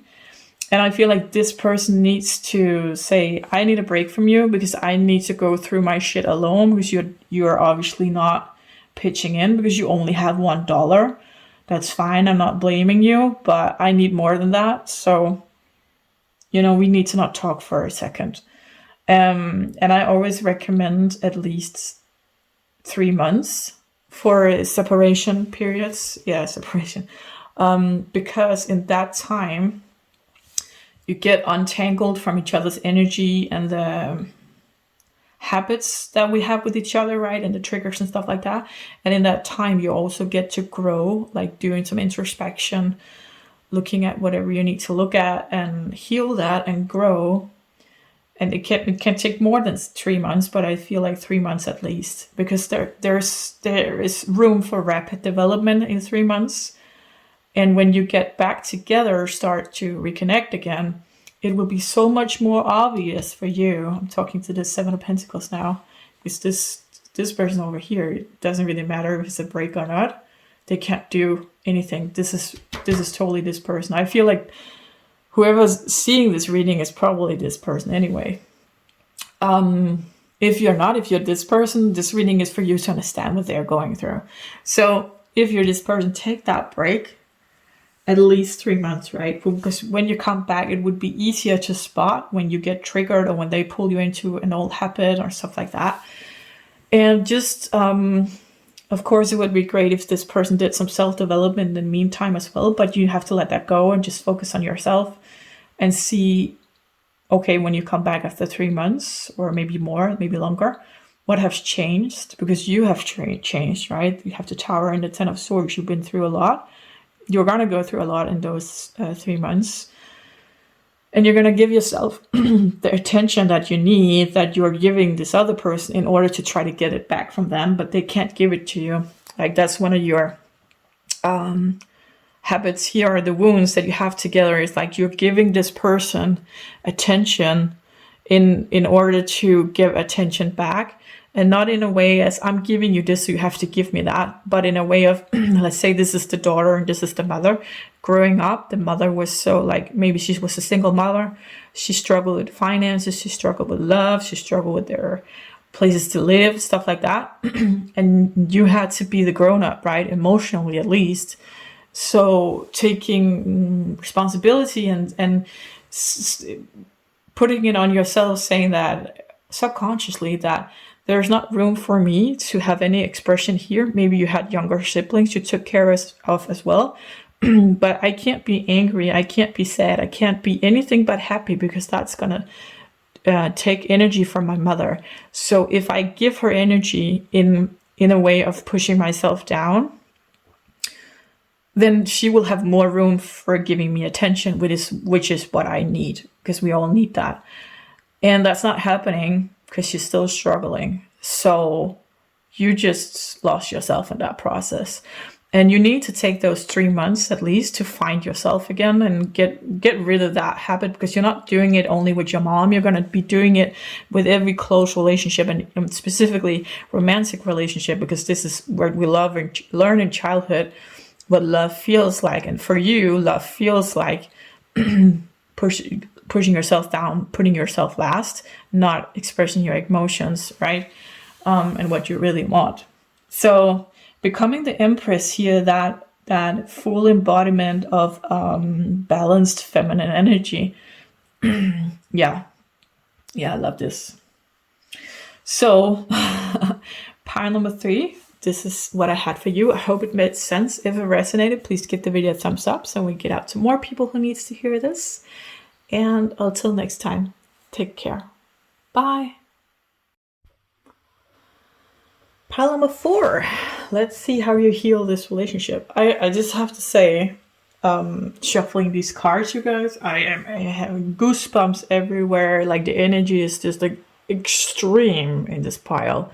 I feel like before even, I don't know what's going on, but because I haven't seen the cards, but I feel like this is a healing, extremely healing relationship in and of itself. So let's see what crystal comes out for you guys. Wow, the heart. Oops.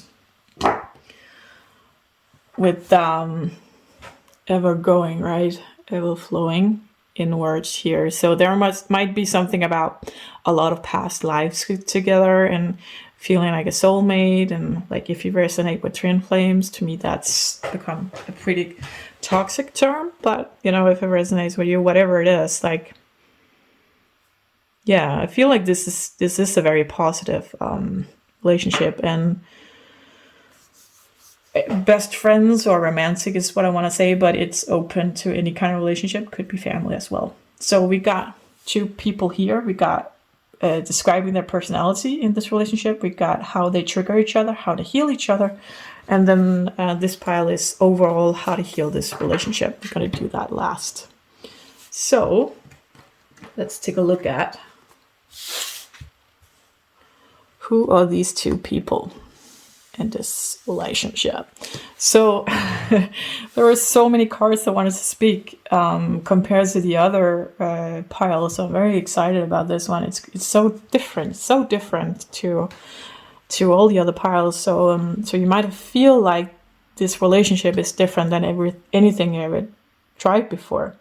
So let's see. This person described like dedicated effort. I feel like this must be 8 of Pentacles, yeah. It always reminds me of 3 of Pentacles, though, with the depiction. We have 5 of Pentacles, Fool, 7 of Pentacles. We had that in, I think we had that in 2 other piles. That's crazy. And the Lovers. So I feel like this energy here, we got this painter, we got the Lovers, we got the Fool. Kind of reminds me of an artist energy. So it doesn't have to be an artist, but it has, you know, the mind of an artist being free and being poor. Like artists are usually poor, like going for your passion isn't necessarily always, well, most of the time it's not going to give you the financial gain, right? That's often the struggle of going, like the struggling artist, right? But making something like there's a balance and getting through and getting past and keeping your head above water. So, and I feel like with the Fool here, it's a mindful, the mindset of someone always seeing things from a new perspective and always trying to evolve and, you know, start fresh somehow, and not being like, if they catch themselves being judgmental, they're kind of like, why am I being judgmental about this? Like very curious, I feel very romantic, very intertwined. When they get close to people, they really get close to people. They go in deep, like that passion that artists have, right? So yeah, I feel like this is a very deep, artistic, passionate person, curious of life, but also had some struggles as well, but you know, getting through it. Yeah. Okay. Wow. That's interesting. The other person coming together, rest and consider. Oh, Six of Cups, that's nice. Ten of Swords and High Priestess. Wow, I already know. This is going to be the Artist. This is going to be the High Priestess pile. So High Priestess is telling me about someone who's, whoopsie, very spiritual. And I think this is a good combination already. The Artist and the spiritual person. They been through a lot of hardship as well. So they're very... Oh, these cards.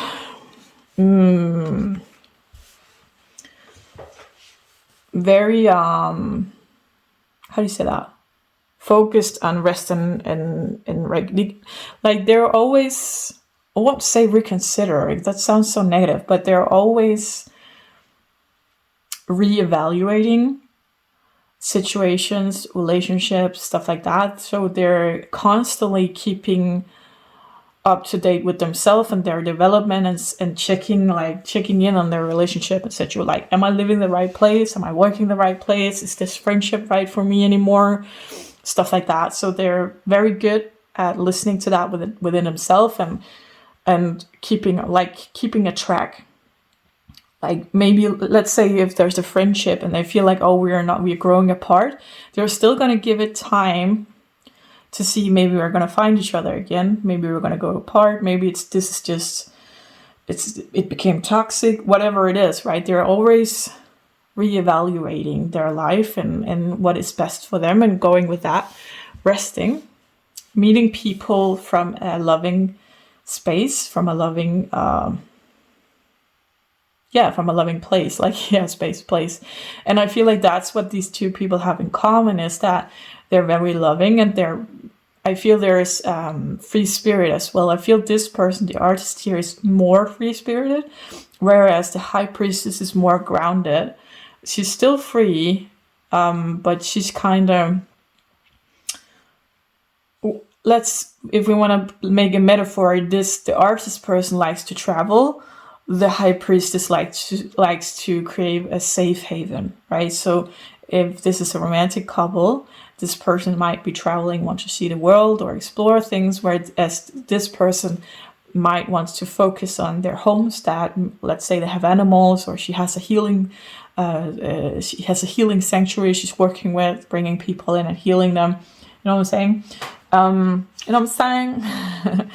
And she's all the wounds that she's gathered throughout her life, that she's been healing throughout her life, because she takes assessment often and frequently and heals whatever comes up, right? She's very in tune with herself, her body, her soul, spirit, whatever it is coming up. That doesn't mean she doesn't get out of balance sometimes. Of course she does when things come up to the surface, so she gets triggered as well. I'm going to look at that too. But she takes, how do you say that in English? Like in Danish we would say hun tar hånd om det. She takes hands around it, like she grabs it and does something with it. She takes responsibility, right? She does something. Six of Cups, that is... She might be a nostalgic person. I feel like she's, but also I feel like a traditional person, but not in the sense that we're used to. That's I don't know why I want to say that. That's maybe traditional in the way of the old feminine roles and old masculine roles, but not in the patriarchy sense. So not meaning that, oh, her husband has to work all day and she has to cook and clean and take care of the kids. More meaning like the older times where the masculine energy was like going on hunting, building nests, making sure there's a safe space for the female energy to have, to rise and to be creative and to create life and, to raise this little community, right? The man is building the home. The man is building the house and the woman is making the home. That's a good That's a mix. That's a match. I feel like that's the energy she's in. And I feel like she has to, yeah, again, we have 2 cards for that actually. She has to be very careful with her energy, with rest, because she gets very easily drained. I feel she's very, very sensitive. And I feel like that's why she's such a good match to this artist, because he gets it. I'm just gonna call this a he and this a she. If that doesn't resonate with you, just switch it out. It's just easier that way. So yeah. Wow, these are 2 pretty cool people, I think. So the artist and the high priestess. Let's see what does the high priestess trigger in the artist. It's just what? Guys. This is the high priestess. Intelligent. What? Wow. How I don't know. How could she trigger herself in him? What? She does that? Oh, it's the mirroring? Oh yeah, wait, you guys. I'm just I'm so surprised about this and confused at the same time. Wow, she's really. How is this? I don't get. Because trigger, the cards on the trigger part is supposed to be the bad stuff, right? How does? Okay, I have to see what he triggers in her. Adaptable. Oh, okay. So definitely, she's with her upbringing and her life. I feel like she had to be adaptable to fit in to the life of other people in order to get love and affection and care and whatever and nourishment she could. Right. That's how she. So she might have been growing up in a family where there wasn't really room for her, and let's say her parents were addicts, and so they couldn't really take care of her, so she adapted into that situation to just get the bare minimum and breadcrumbs and stuff like that. And I feel with the artist, because he's so free-spirited, that sometimes he forgets to take care of her. Like he really wants to, and he is loving and he is embracing her, but sometimes he gets so caught up in his own world that he forgets her, right? He's still that kind of, there's still that kind of single energy, even though they're like, if they're in a relationship, let's say, I feel like this could be a romantic relationship, he kind of neglects her a little bit, and not that he wants to, but that happens, and that triggers her, that adaptable wound she has, where she has to adapt to another person in order to get what she actually deserves as a person, right? With love and affection and stuff like that. So he doesn't do it on purpose, but that triggers her. What is this? She triggers in him. I have to just give me a minute here, guys. I feel there's something about past lives. So he's kind of cleaning up past lives, like he's getting a lot of past life in this life, I feel, coming to the surface so he can heal them and release them. And I feel like even though he's so attracted to her, like crazy, you guys, I can't even, this is crazy. She is just like, wow, I never met a woman like this. I'm never gonna meet a woman like this. This is like the craziest connection I've ever had, but it's triggering me. And I feel like from some of the past lives where she healed that shit, but he didn't. So that's, the past life is coming up and it's triggering him. And I feel like with the intelligence here, she's saying, you know what, you need to be reasonable. I know you love being that artistic side of you. You love to travel. You love to paint, whatever you're doing, right? But we are also a unit, and I need you to be more aware and not just go with your heart, but also nourish me and our relationship consistently. Stop disappearing, stop going into yourself. That's fine, but we all have to do that sometimes. But I think he gets to he kind of shuts off the world and goes into his own little space. That might be a survival mechanism, right? but in that he's neglecting her and forgetting her, and of course that's triggering her, and she's like, I need you to be here with me. I don't want this wound to come up, and when I feel this, I need you to get back to reality with me. It's kind of what you're saying, and that's triggering him. I feel like because he might have had some parents controlling him or being very strict. So when she's saying, I need this, he feels caught or, pushed into a corner. Like, I have to perform. I have to, you know what I'm saying? Like, I have to do this for another person because he grew up having to do things for his parents and not for himself. And finally he's free to be that artistic person that his parents trying to put a lid on, right? When he was growing up, maybe they didn't try, that just happened somehow because of, whatever reason. But so now he's free, and even though he's got this amazing woman, he doesn't want to, he has no eyes for anyone else. He doesn't want to, like, he's so entangled with her, right? That's how he loves. It's still every time he has to perform. Also, like you have to meet me, stop. Like, please, can you come out of your inner world and be here present with me? That feels like performance to him. Do you get my drift? So really, it's minor things. I want to say it's minor things. There's not something this is totally doable to heal. And it's not, yeah, I like it.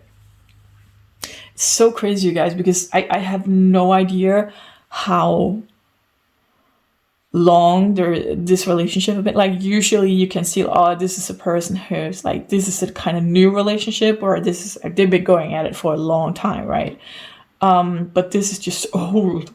It's so old, and I think it's the past life things.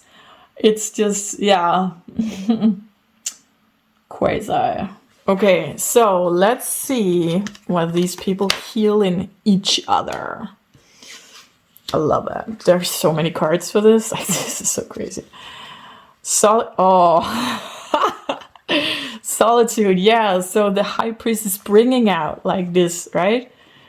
Being more rational. Please come out of that inner world of yours. Okay, okay, I'll do that. So the solitude is a protection place to be, because when you grew up where you weren't good enough, then you kind of just withdraw and say, okay, then I don't trust people. Then I just trust myself. And you create this world for yourself where you feel good. And sometimes you just want to escape there, right? Wisdom. I feel this is the past lives so much. I don't know why I feel that, but I think it's the imagery, like it seems so old. Like the thatched roof and the monk here, and yeah.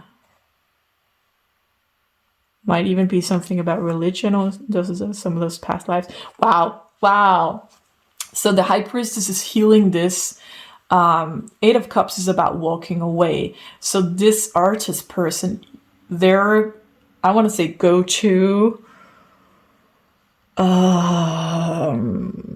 when things gets too much, it gets too close, because that's the thing. They get so entangled in other people, they kind of also lose themselves, and that's why they go into the solitude thing, right?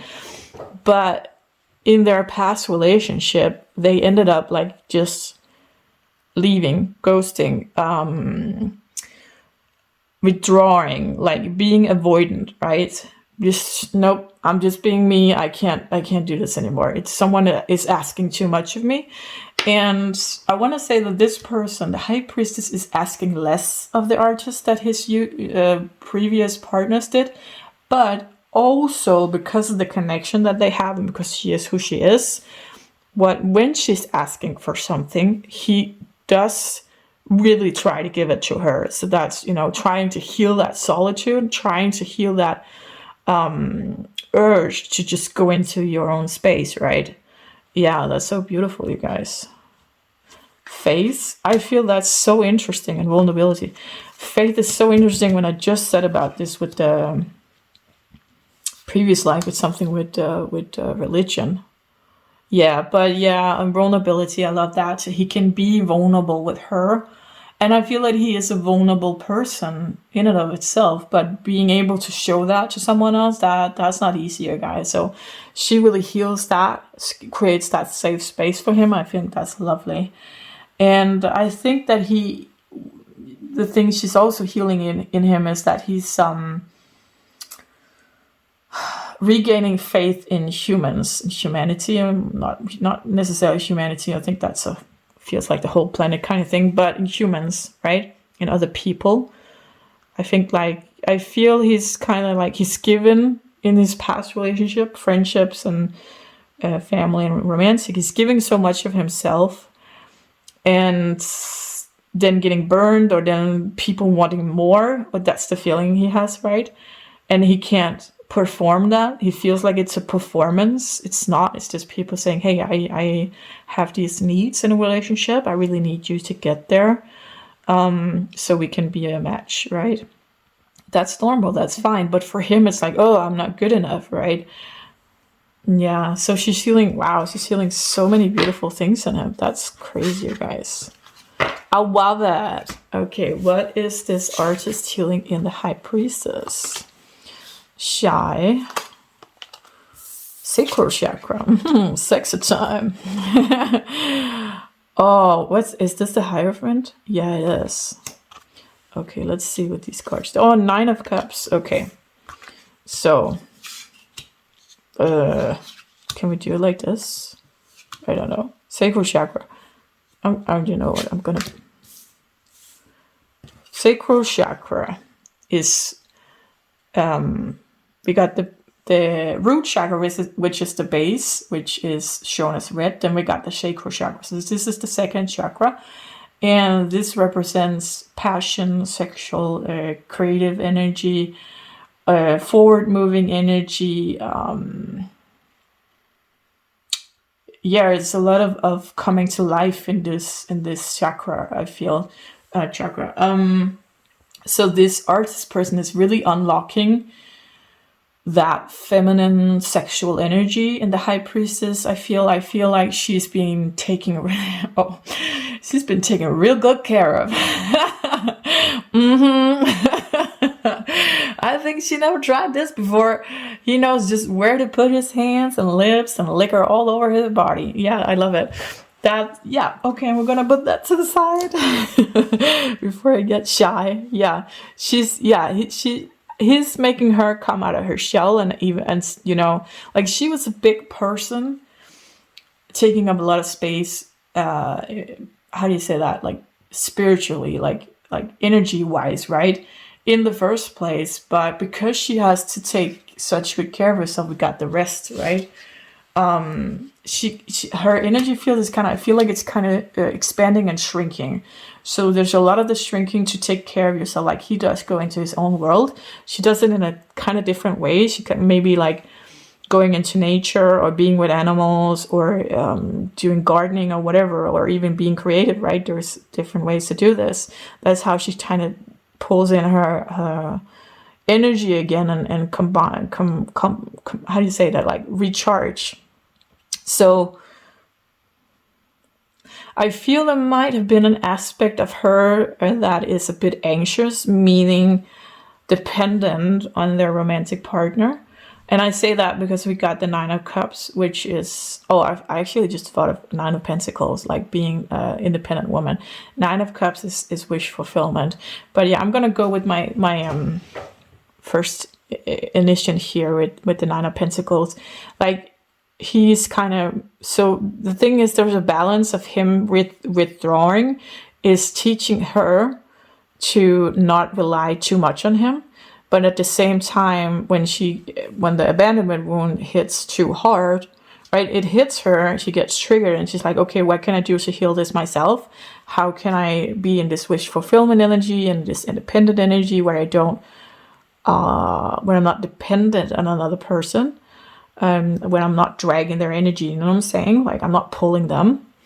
What can I do? And then finding the balance to, okay, this is not a me thing. This is an us thing. So there's independent. That's when you take care of yourself, just you. there's codependent, or how do you say that? Yeah, codependent is when you're dependent on each other, leaning on each other always. And then there's interdependent. Interdependent is the middle road. So both people taking care of themselves, being independent, but also being codependent in situations that require that. So of course, us being like, when we're in relationships, we need love and affection and attention from our partners, of course, and so that's the balance, finding that. I think she's really learning that in this relationship. It's beautiful. And with this relationship, she's also getting more comfortable with being spiritual. I think she was spiritual to begin with, but he's kind of opening her up so she can become more spiritual, and that shy part of her, showing the world who she is, so whoever needs healing from her actually sees her, right? She turning on that beacon in the lighthouse, right? So she's the lighthouse, but she hadn't turned on her beacon yet. So the people that came to heal, to get healing from her, was just the one who saw her in the daylight, right? Oh, there's a lighthouse, let's go there. But lighting something up in the dark, it gets so much further out, right? Getting to the right people. So he helped light that light in her lighthouse. Does that make sense? I hope it does. So let's see what heals this relationship, like overall energy. 8 of Cups, that's his, right? Seductive, yeah, we got that over here. Indifferent, that's his, what he used to do. Withdraw and just shut down. Deep, love it. Gentle.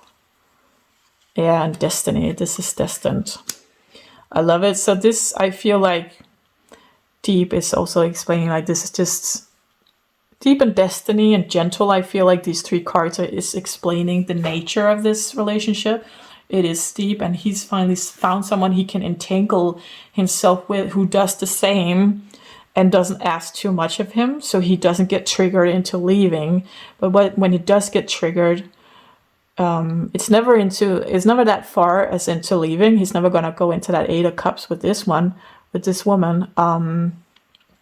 So that's healing, and in that, it's healing that just turning it off and just ghosting or withdrawing, right? Yeah. And she's getting to heal that seductive side of her and becoming more gentle, becoming more feminine. Like, he's really good at creating that masculine space where she can just relax and be her and be feminine, and she doesn't have to go into that masculine energy that so many women has to do today, right? Yeah, of taking care of herself and stuff like that. There's this relationship is so nice, you guys. I want this. This is I could stay in this energy all day long. Actually, I can't, because this is so healing that it's actually really hard for my body to be in this energy. And that's so, the reading I did before this one was so heavy. So heavy. And I just I was, so glad to get out of it, right? That was really hard on my body as well. But this is just, I got no words. This is just so beautiful. And it pleases my heart that there's relationships like this, because I'm doing this reading because someone out there needs to see this pile, right? So this relationship exists. That's just, wow, that's so crazy to me, you guys. It's so beautiful, so harmonious, and so there's passion. And still, I feel like I think this is if you're new, this relationship is still new to you, there's a lot of comprehension as well from both parties, meaning that this is too good to be true. But it's not. I gotta say it's not. But things take time, of course, and let it grow gradually. And this is your person. Like, they're not going anywhere, and neither are you. So you got all the time in the world. You don't need to rush into anything. Take your time and be open. Yeah, that's what I want to say.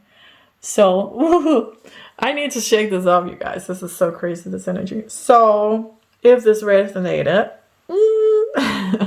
please give the video a thumbs up. I just had to stretch there. Oh, this energy. Please give the video a thumbs up so we get out to more people who needs to hear this. And until next time, take care. Bye. Pile number 5. So let's see how you heal this relationship. Let's first pick crystal. There's only 2 left, so let's see what comes out. Oh. There we go. Oh. So, rose quartz. I feel like as I was shuffling these cards, actually, this feels like, how do you say that?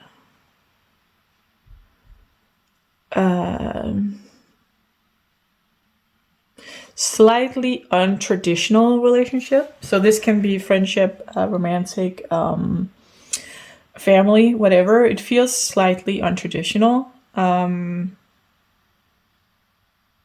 Like maybe because some of the people are not like ordinary people, I want to say, but yeah, just something. Let's see what we get here. But I love that we got this rose quartz. Just that's to me your heart chakra and love, and also like a lot of grounding to me, actually, I feel. And it's unpolished. I like that too. So this might be a little rough around the edges, this relationship. So we got 2 piles here, 1 for each person. There's some personality traits. There's where you trigger each other, and there's where you heal each other. And this pile here is the overall healing of the relationship. So let's put this here. So let's take a look at the people. We got over here 6 of Wands, the Lion, and Destiny. I'm not sure what this represents in the original tarot, actually, but I like it. So we had this earlier as well in another pile. So we got the feminine and the masculine energy. So there's a lot of balance here. And 6 of Wands is about victory, and I feel like the lion is about strength. And I like that. That there's safari hunter's hat here in a knife. I don't know if you can see it. So it's kind of like the lion, like the safari guy tried to shoot the lion, and the lion ate the safari guy, like, and he won. So yeah, this person is kind of fierce, and I feel like they're very going for their dreams, and if they feel like something is their destiny, they're going to put all into it, everything they got, and they're going to come out victoriously. Yeah, interesting. I'm just going to move this here. Like you can see, like I've been sitting here for a couple hours. The flowers isn't. It's a little. Yeah. And the other person. Wow, crown chakra. That's so cool. Harmony. I love that. 6. That's the lovers in the traditional card. And 9 of Cups. Oh, that's so cool, you guys. So crown chakra. This person here is crown chakra opened to the universe, and knows that there's more between heaven and earth and things going on. They don't necessarily know, but this is a general reading. They don't necessarily know what's going on. So this could be a person that has a full-blown like variety of skills within the spiritual world, like talking to dead people, animals, doing foresight and past life regression and astrology, and like they have like a variety of gifts. Or this can just be something as simple as a person knowing there's more to this world than the eye can see. It doesn't have to be crazy spiritual, but the crown chakra is showing that they live beyond, can you say that? Beyond the physical world. They know that there's more than that. So to which degree, yeah, kind of depends on whoever sees this reading, right? Harmony, I love this. This is a person that that where harmony weighs a lot. They want to make sure everybody's okay. They want to make sure their relationships are good, but I feel they are also not over giving. So they are good at finding matches in their relationships, friendship, family, romantic partners, where it's equal give and take, and where everybody has kind of their own part in it. Yeah, that makes it nourish. How do you say that? Makes it flourish. And the Nine of Cups being wish fulfillment. I feel like this person's really good at taking care of themselves and listening to their own emotions and stuff like that. So let's put this. I want to put the harmony on top here. I like that one. And I'm going to do the lion over here. The lion and the harmony. So what does the harmony person trigger in the lion? Faithful. Wow. So trigger is the bad thing, right? Something that gets you triggered. I find this actually very interesting. So I think this person, because we got faithful and this person with the crown chakra, right? I'm thinking this person like is not spiritual, and because this person is, they're triggering that, like I had a friend at one point and he was like, he was so sure that I was mentally ill because of my spiritual gifts, right? He was like, he doesn't believe that exists. And if you talk to someone about religion, he was always like going into this big debate or big discussion about, oh, but the Bible says, like he read the Bible for the only reason of debating it, right? Not to try to see and understand where people are coming from or why they would choose religion or why they would choose to rely on the Bible and stuff like that. They only read it to discredit it, right? And like going into relations with other people, right? Meeting other people with that energy, that's just not, yeah, I feel kind of sorry for him for that. But yeah, he had other good qualities. That was not one of it. So I feel like this person, yeah, reminds me of that friend I had, that everything science says is right. Like everything that he was saying was right. Do you know what I'm saying? Like, oh, that's so lucky you found the truth. That's always what I said. So lucky. There's only one truth and you found it. Oh my God. Lucky guy, right? So everything else doesn't matter. That's just because I feel like everyone has their own truth, meaning that so we share this world that we live in, but we all have different realities, right? So me experiencing stuff with dead people, right? If you didn't experience that, then that isn't true to you. That's not a truth. That's just like me being mental. Because if you haven't seen it or felt it or experienced anything like that, then why should it be real, right? I think we're all closed off in that matter in some way or form. So yeah, this spiritual harmony person, kind of hippie, totally triggers I'm sorry, you guys. Totally triggers this lion who's got everything under control, right? Going for the straight line. Oh, this is my destiny. This is what we're doing. Like they're... I think that's funny. I'm sorry. Yeah. So let's see what the lion triggers into harmony. Loud. Oh, wow. Yeah, I'm so glad we did the lion one first. That really makes sense because this is kind of what the lion makes the harmony person feel like they take up too much space when they are actually just being authentic and being them and being like, this is who I am, this is my life. And I'm sharing it like authentically. I'm not putting a filter on it and I'm not brushing it under the rug or I'm not running away from it. This is me. And because the lion gets triggered by that, right? They kind of, like my friend is like, oh, you're mentally ill. Like that's going to make this person over here feel like they're too much, right? They take up too much space. Yeah. So I kind of feel like if the lion didn't get triggered, then they wouldn't trigger the harmony person back. So, because the lion's self-defense is offense, right? Being offensive. They're feeling like, oh, instead of looking at, dude, what's going on inside of me? Why am I so triggered about this person being like with the faith and with the maybe religious or spiritual, whatever is going on over here, right? It could be religion as well. Why am I so triggered in that? Instead of looking at that, they're like, oh my God, something's wrong with you, right? That's so society, isn't it? Like no one's looking within. So this person gets like a hit in the head every time this person gets triggered because they can't kind of control themselves, I want to say. Yeah, so, but let's take a look at what the harmony person heals in the lion.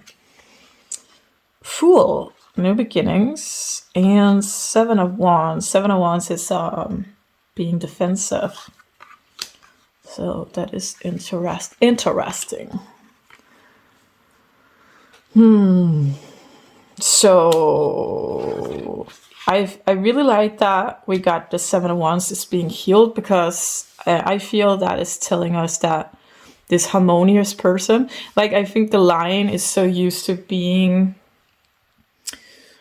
defensive, going into defensive mode, and that's why they are offensive, because if I can find something wrong with you first, then it doesn't really matter if you find something wrong with me, because I already deemed you like psychotic, right? You're mentally ill, so whatever you have to say about me doesn't count anyways. So I feel like this harmonious person here is healing some of the wounds in the line of being defensive, because the harmonious person is understanding and creating space. And I kind of feel sorry for this harmonious person, because they're just out here creating space, right? Just embracing people. And then this person is kind of like, oh, something's wrong with you. Like, could you not? They don't deserve that. So, but they're healing this, defensiveness in the lion. So the lion's like, oh, this person they actually have space for me. That's nice. They're not attacking me. They're not saying something's wrong with me, kind of. And with the Fool, it's kind of new beginnings and seeing things from another perspective. I feel so, even though they are offensive and kind of attacking the harmonious person, there's something is still getting through to them. Something, yeah. So let's see what the lion heals in the harmony person. Chariot. Queen of Wands, 2 of Cups. Really? Really? 2 of Cups? What? Wow, okay, that's actually very interesting. So, because we got it here just underneath harmony. So every time the lion is being attacking and offensive to the harmony person goes within and to, instead of getting the recognition and attention and love and affection from the lion for whatever relationship this is, they choose to say, okay, this person is hurting me, I am healing myself. So that it's not actually the lion healing the harmony person, it's the harmony person healing through the situation that this relationship is, choosing to take this opportunity where the lion attacks them and say, okay, that's yours, but it's still hurting me, so I want to go inside and heal that part of me.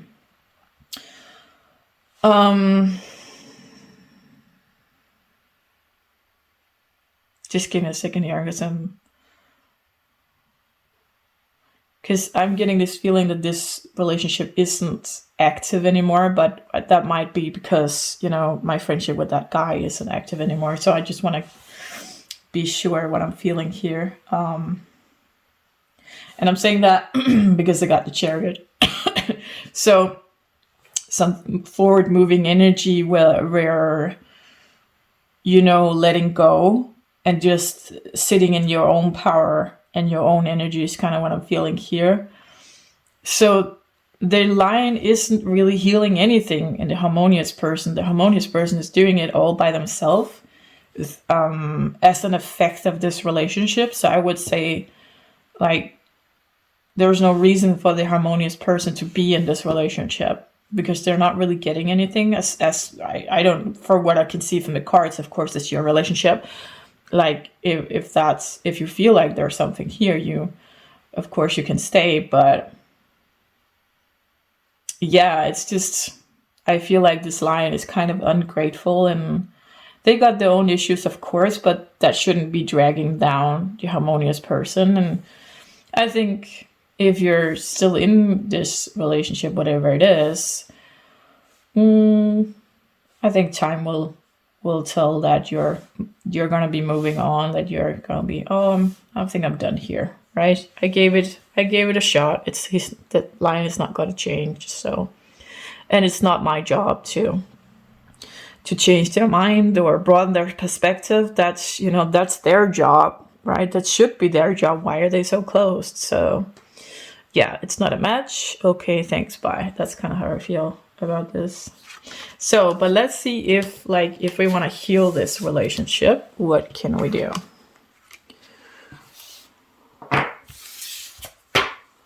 Mysterious. 10 coins, 10 of pentacles, the moon with the mysterious, 9 of cups, a princess of swords. That is, I think it's, how do you say that?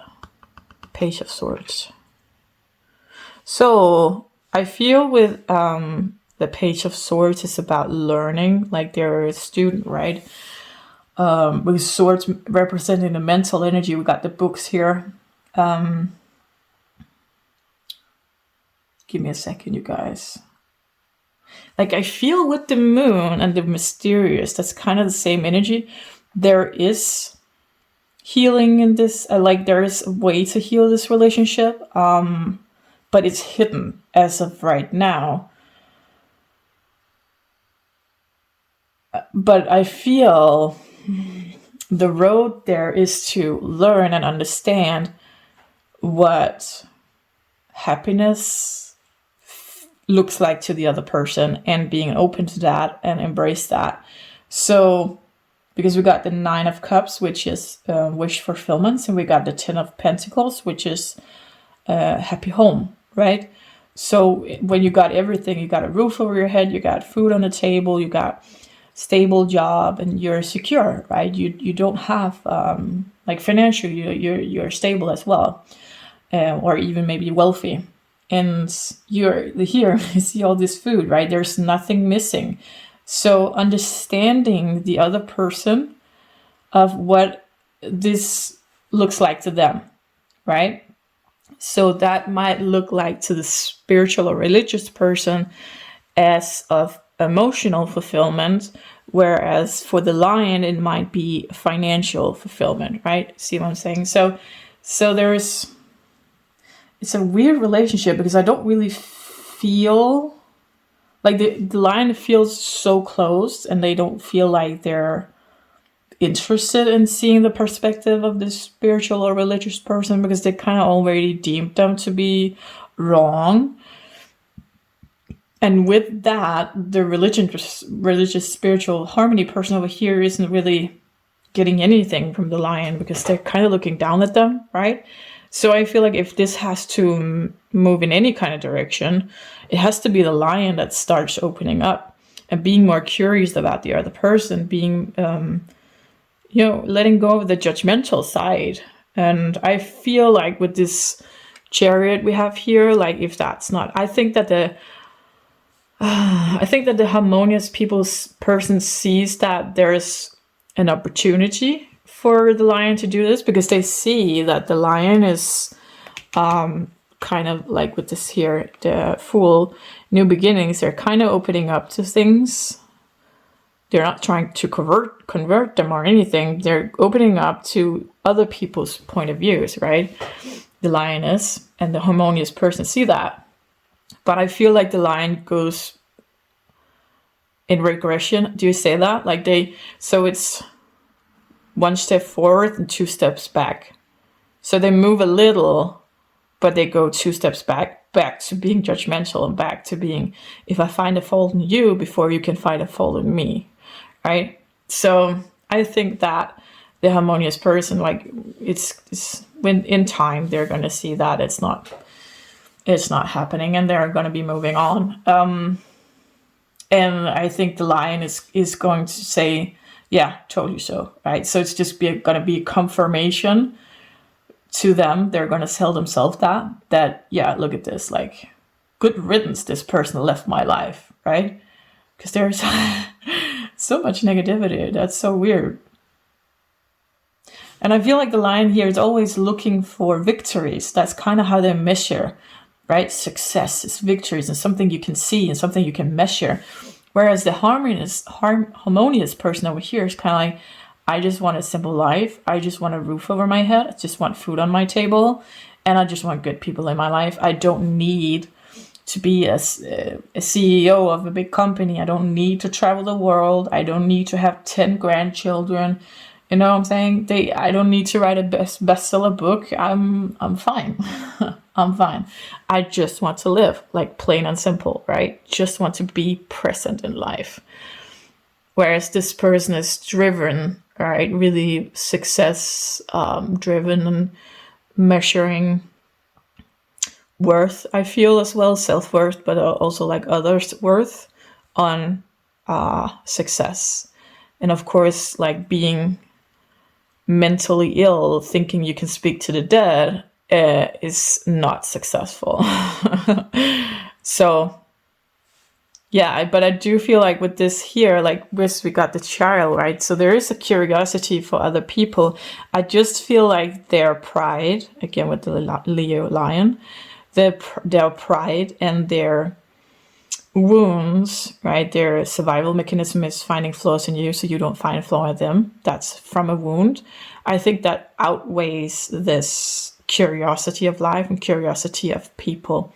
I feel like they have to justify themselves. Someone made them feel very wrong throughout their life or in their childhood or an ex-girlfriend, whatever, ex-boyfriend maybe, and now they have to justify. Now they have to push other people down to feel to elevate themselves, right? They have to have these success histories, and yeah, it's just, I feel like they're going in circles actually, so digging themselves deeper. So you are probably not the lion if you're watching this. I will find that very yeah, curious, because it doesn't seem like they're very introspective, really open to that, because then they have to see that they have flaws, and I feel like that would be difficult for them. So find it very interesting. Well, yeah, it's not polished, right? This is a rough relationship, and funny thing is, I do feel like the lion has love for the harmony person. So it's not necessarily romantic love, but some kind of love. And they are drawn to their energy somehow. But I also think that scares them a bit. So that makes them extra vigilant and extra like, oh, that's a flaw. I'm going to point that out, right? In the other person. So, and I feel with the harmonious person, they have a love for the lion and seeing that this lion is wounded, right? And kind of want to, like, the lion has, how do you say that? A splinter in their toe, and they want to take out the splinter, but the lion's like, don't get close to me. So the harmonious person is being very patient and trying to get a little bit closer. But again, it's 1 step forward, 2 steps back. So it's not really happening. It feels like, that's the thing with progression, right? When we do that 1 step forward and 2 steps back, it feels like progression because we're going one step forward. Did I just put my nose in the video? Oh, it feels like feels like progression because it's 1 step forward, but in reality, after that comes 2 steps backwards. So we're not moving forward because it's 2 steps backward, right? And I think at one point the harmonious person is going to realize that. And yeah, the lion can kind of do their own thing then with their regression. So yes, you guys, this is what I got for you. I hope it resonates. If it did, please give the video a thumbs up so we can get out to more people who needs to hear this. And until next time, take care. Bye.